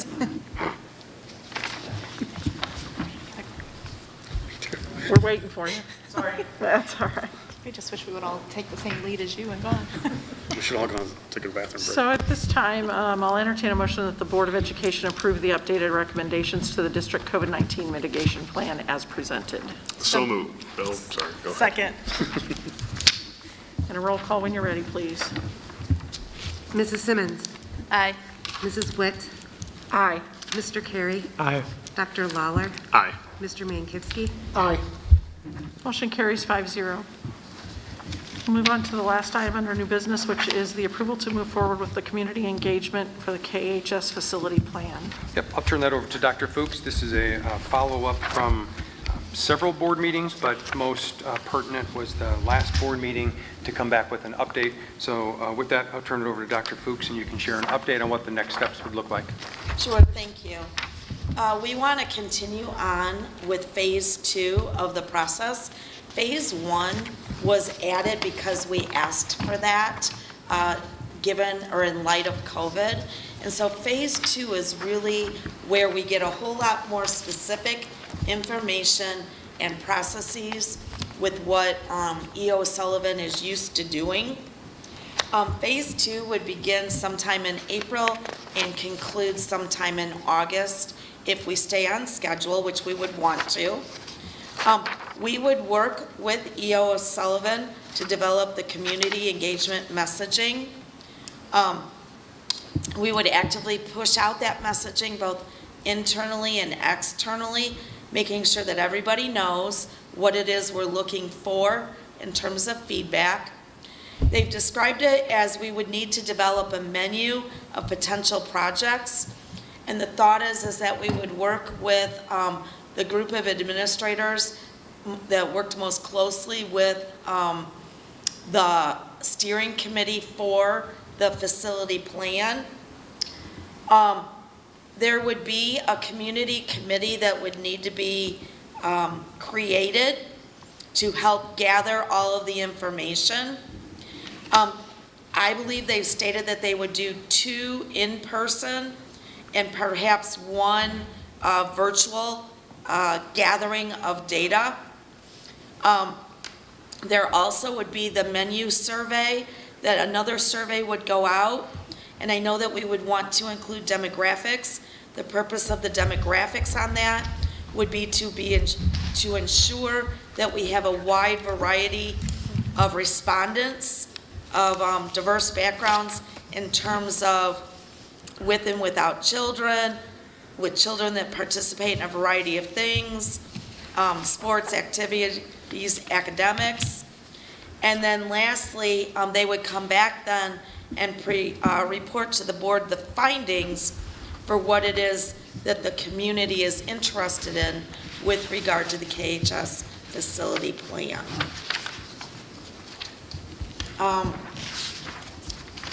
What questions do you have? I did include all the comments. I didn't include them the first time. I was confused about their directions, so I apologize. But I included both the comments this time as well as their slides from before where they themed them and put them into categories. That way you could see what the work that they did. I did want to bring something up because I was the board member that was there when we interviewed the people and set the parameters for the project. Yep, and Jennifer was as well. Oh, and Jennifer was, that's right. I'm sorry. I'm so sorry. Then Jennifer can be a check and balance on this. I was really disappointed with their presentation last time because they were supposed to reach out in the first step and say, this is the breakdown of the people we got. We had 42 people that were, senior citizens living within the district. We had X number of people from this town or township. We had X number of parents, with elementary school children. We had, the initial survey was supposed to include those types of demographic markers so that we would know who was saying yes and who was saying no. We have no idea about that. We could have had, they say we had great response, and it was overwhelming that most people wanted it. But if it's overwhelmingly parents of kids in sports and activities, it's not representative of everyone. And that was a huge thing that we asked for and that they guaranteed that they would do. And so I really thought it was a lackluster presentation last time. I'm okay moving forward because I want to know the answers, but we need to insist that they do that, and we need to absolutely insist that the people that come in and talk about it are representative of all the groups, and that it's not just one special interest group that's coming in and saying, yeah, we want a field house, or no, we don't want a field house. It has to be representative of the whole district. So that's my beef. And I agree. Yeah, I agree. Sorry. Because the other part was too the question that they asked, and I was like, maybe I just misunderstood, but are they good with community engagement? Like, are you ready to keep talking? And I'm like, that's your first question? Mm-hmm. That's not our first question. We already know what our question was do we want to build all this stuff, not just the field house, but do all this stuff? And then for me, and like I said, unless I misunderstood it, it was more like, we just want to know if you guys are ready to be engaged. I'm like, so I just feel like we're past that step. So the fact that, like you said, not knowing who they engaged, I mean, everybody wants to be engaged. Everybody wants to know, yes, if we're going to spend money on these schools, where's it going to go? So I was just going to say, piggybacking off what President Witt said, I'd like to know their data collection process. I'd like them to share that with us, because I think you can easily skew any data if you don't share the process and you're not transparent about the process. Especially, I'm very concerned about, like, are people submitting multiple responses, right? Like, so, yes. How do we know? What's the integrity of the data? Yes. And, did they, and I've lost my train of thought, but all right, so. Yeah, go ahead. What do you think? So phase 2, there will be a menu of potential projects and funding levels. Is that something that we're establishing, or is that, I guess unclear. I believe that's going to be a small group of people. Oh, okay, I'm sorry. Mm-hmm. So we're going to break it into. I'm thinking Dr. Layden, myself, Mark Payton, Mrs. Maris, and Mr. Woolman. And then bring in the steering committee, and yourself, because you were on their board. Okay. Along with Rich and Ed from E.O. Sullivan. Okay.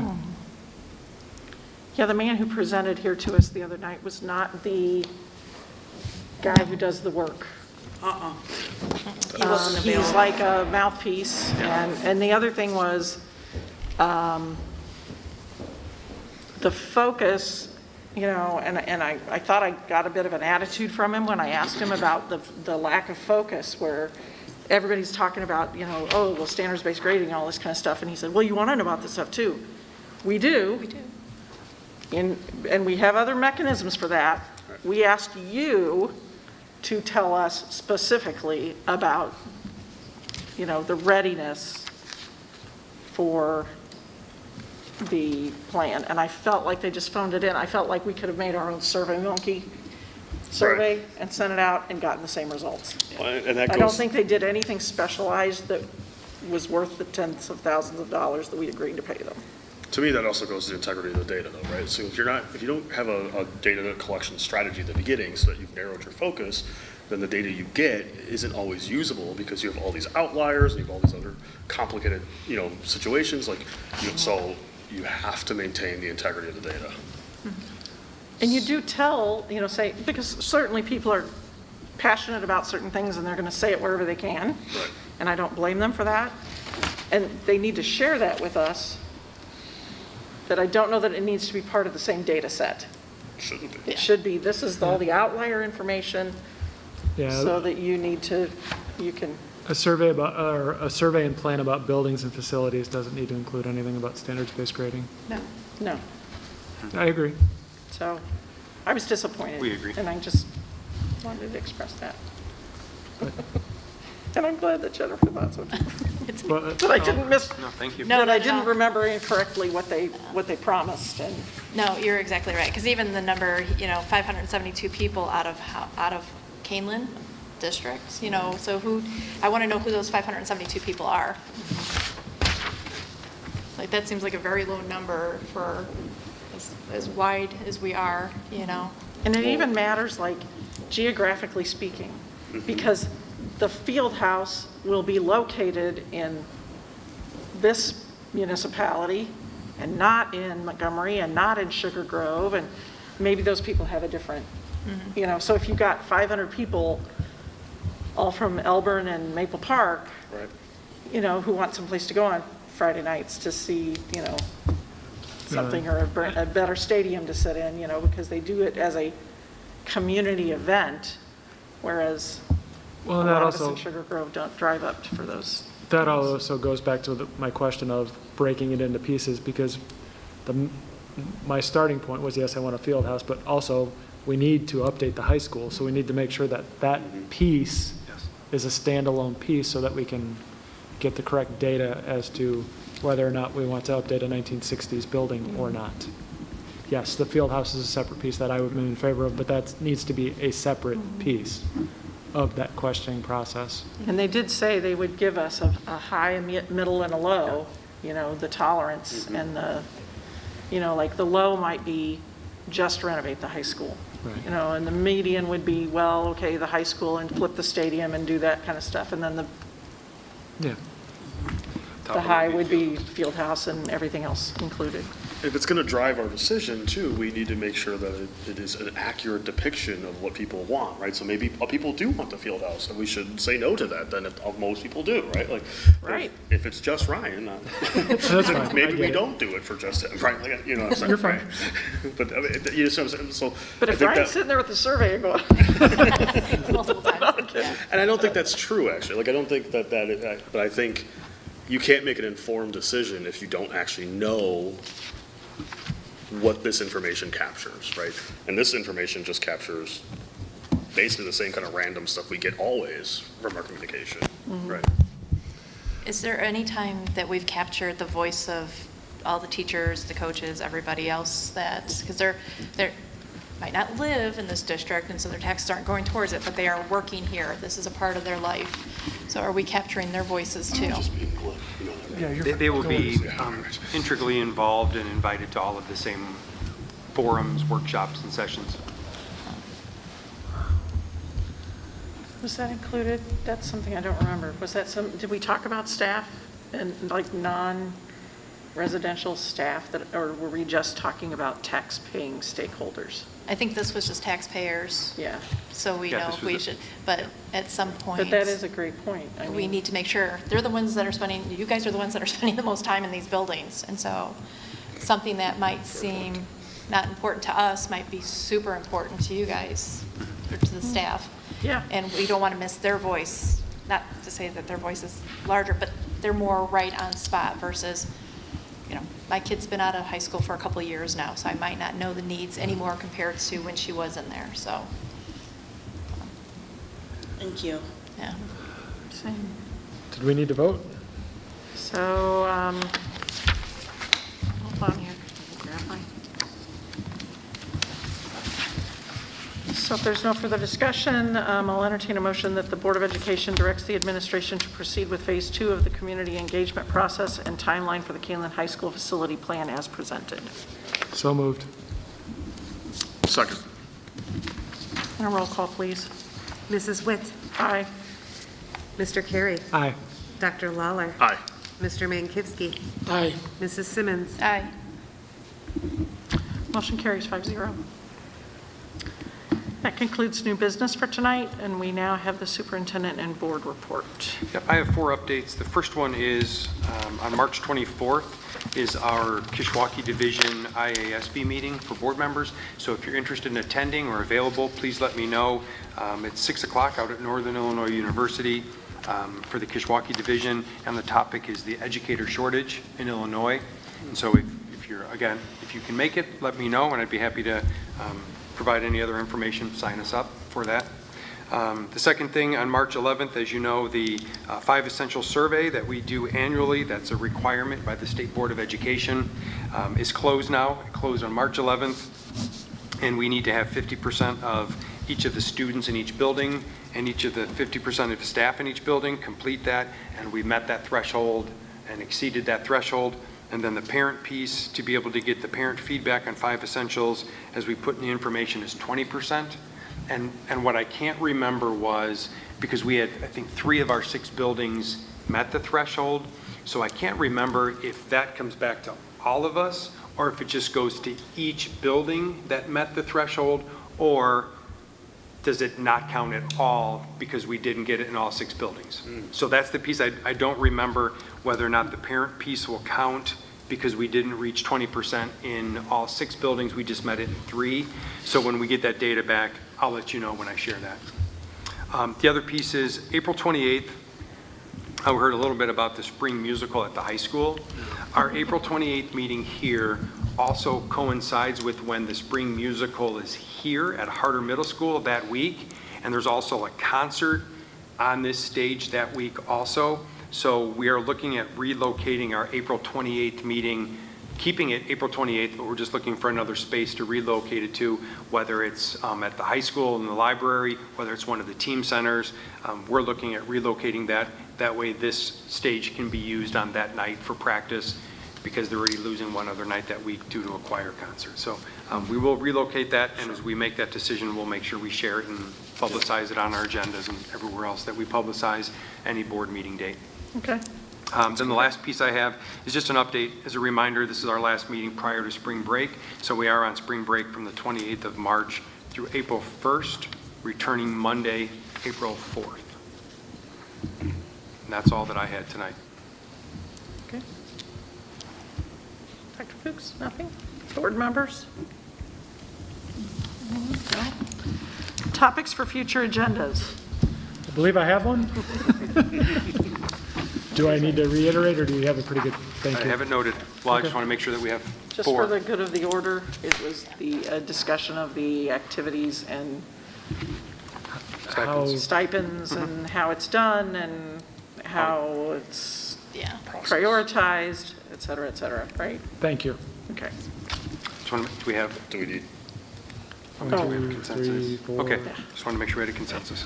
And I remember a presentation, and that's what I was referencing Teresa earlier, where like 6, 7 years ago that kind of did this. I think Piotr was still here. Yes. We'll find it. Yeah, thank you. Any other topics? Anybody wants to add? Okay, no? Do I have a list of public comments? Oh. Dr. Atkins, is there a second? Yeah, he's. Thank you. Okay.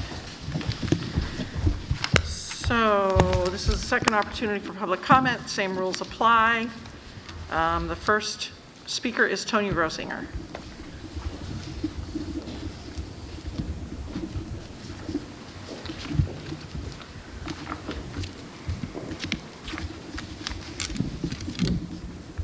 Sorry, guys. Okay, so I'll try and make this really short and sweet. I just want to make a point to something that Dr. Lawler was just mentioning about how we don't want to skew the data if we're not transparent with it. I think that's a really good point, and it kind of flows into what I have to say about the fact that I sent a FOIA a couple weeks ago asking for any specific scientific documentation as to how the 3% came about for the going into red and stuff like that. And I was told that there was no available documentation. And then in an email that I was, an email thread that I was a part of, the same question kind of got brought up again, and I was told then that it was used on Kaneland's historical and current COVID metrics. So here's my question, which is it? Is there data or isn't there data? And this is the part of the transparency and the communications director that would probably be super helpful as to not have such contradicting information, because now I don't know what to do with this. And I literally have the one email for the FOIA and the one email saying that, you know, they use this data, but then again, I asked for the data and I was told there was nothing available to me. So that's my one question with that is, or kind of just a spin-off. The other thing that I wanted to bring up was just kind of reiterating what Chris Bateman said is, I really, really, really am encouraging and begging you guys at this point to bring up SBG again.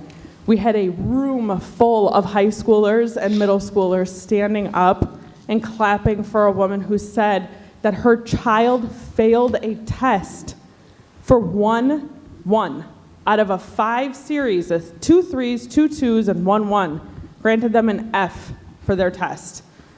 How are we supposed to prepare them for the future and prepare them for college? Because this is what high school does, right? It prepares them for whatever they do in the future, whether it's college or working or whatever. And we're telling them that one mess up on something is, they're out. They're no such luck.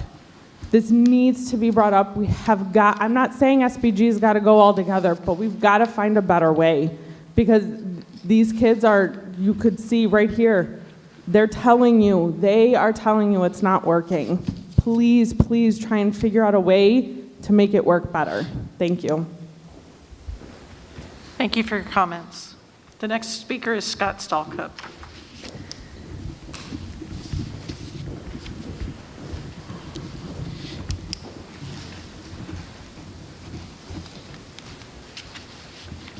Hi, good evening. Scott Stalkup.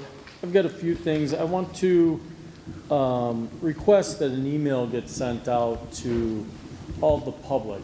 And there was a lot of conversations about engaging the public and getting information and getting involvement. I think it could be very simple. If you sent an email to the public, said, here's a committee, we're looking for some assistance, here's how you sign up for it, here's what the committee's purpose is, and you sent that to the district, I'll bet you'd be surprised at the response you get. Or maybe I'm wrong, but at least you guys have said, okay, you guys all came to us and said you wanted to be involved, here, we tried. At least you've done your part. So, and I'll apply that to most of my other comments here. So with the sports and the lacrosse and pick an activity, the art, the chess, whoever you want to apply it to, why don't you come with numbers so you guys can all make an educated decision that to do a club is going to be this much money for this activity. It's going to require 3 staff. It's going to be this much time, or it's going to be 3 times this amount, and it's a full-blown Kaneland supported thing. Come with the information. At least you have it sitting in front of you that you know you're making a decision on $10 or $10,000. I mean, you're kind of shooting from the hip with partial information. And then standard-based grading. I mean, I'll reiterate the 2 comments earlier and what the kids stood up here. I will tell you it's broke. I'm experiencing it firsthand with my kids. I have a kid that has 2 A's, a B, a D, and an F. And the D and the F are for ungraded homework that has been turned in. Or I take that back. It's an ungraded summative that's been turned in. So how do you do this? And one of them, there's only 2 things in that whole semester, whole quarter that's graded. And now he's getting a D or an F because one of them hasn't been graded. It's wrong. I mean, there's no other comment other than it is wrong. Give the kid a chance to do homework. Give the kid a chance to do extra credit. Give him an extra paper. It's wrong. You guys got to review this. The staffing, I realize you guys had to make a decision because you got to post things, but I listened to this and watched the slides. I had as many questions as I had answers. I don't know how you just carte blanche said yes to that. I know Mr. Carey said no, but I got as many questions listening to that presentation as I got answers out of it. So thank you, my time's up. Thank you for your comments. The last speaker is Bill Wimmer. The topic was lacrosse, and I wonder if he might have left. They've gone. Okay. So that concludes the people who are signed up. Is there anyone who didn't sign up who would like to make a public comment? Okay.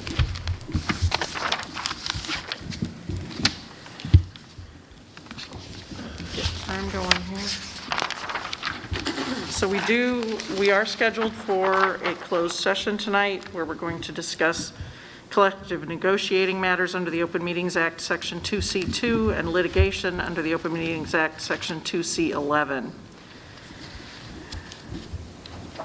There will be no action taken following the session. Therefore, after the vote to go into closed session, the recording of tonight's meeting will be concluded. So I'm looking for a motion to go into executive session. So moved. Second. And a roll call, please. Mr. Carey. Aye. Dr. Lawler. Aye. Mr. Mankivsky. Aye. Mrs. Simmons. Aye. Mrs. Witt. Aye. Motion carries 5-0. We'll be in the community room.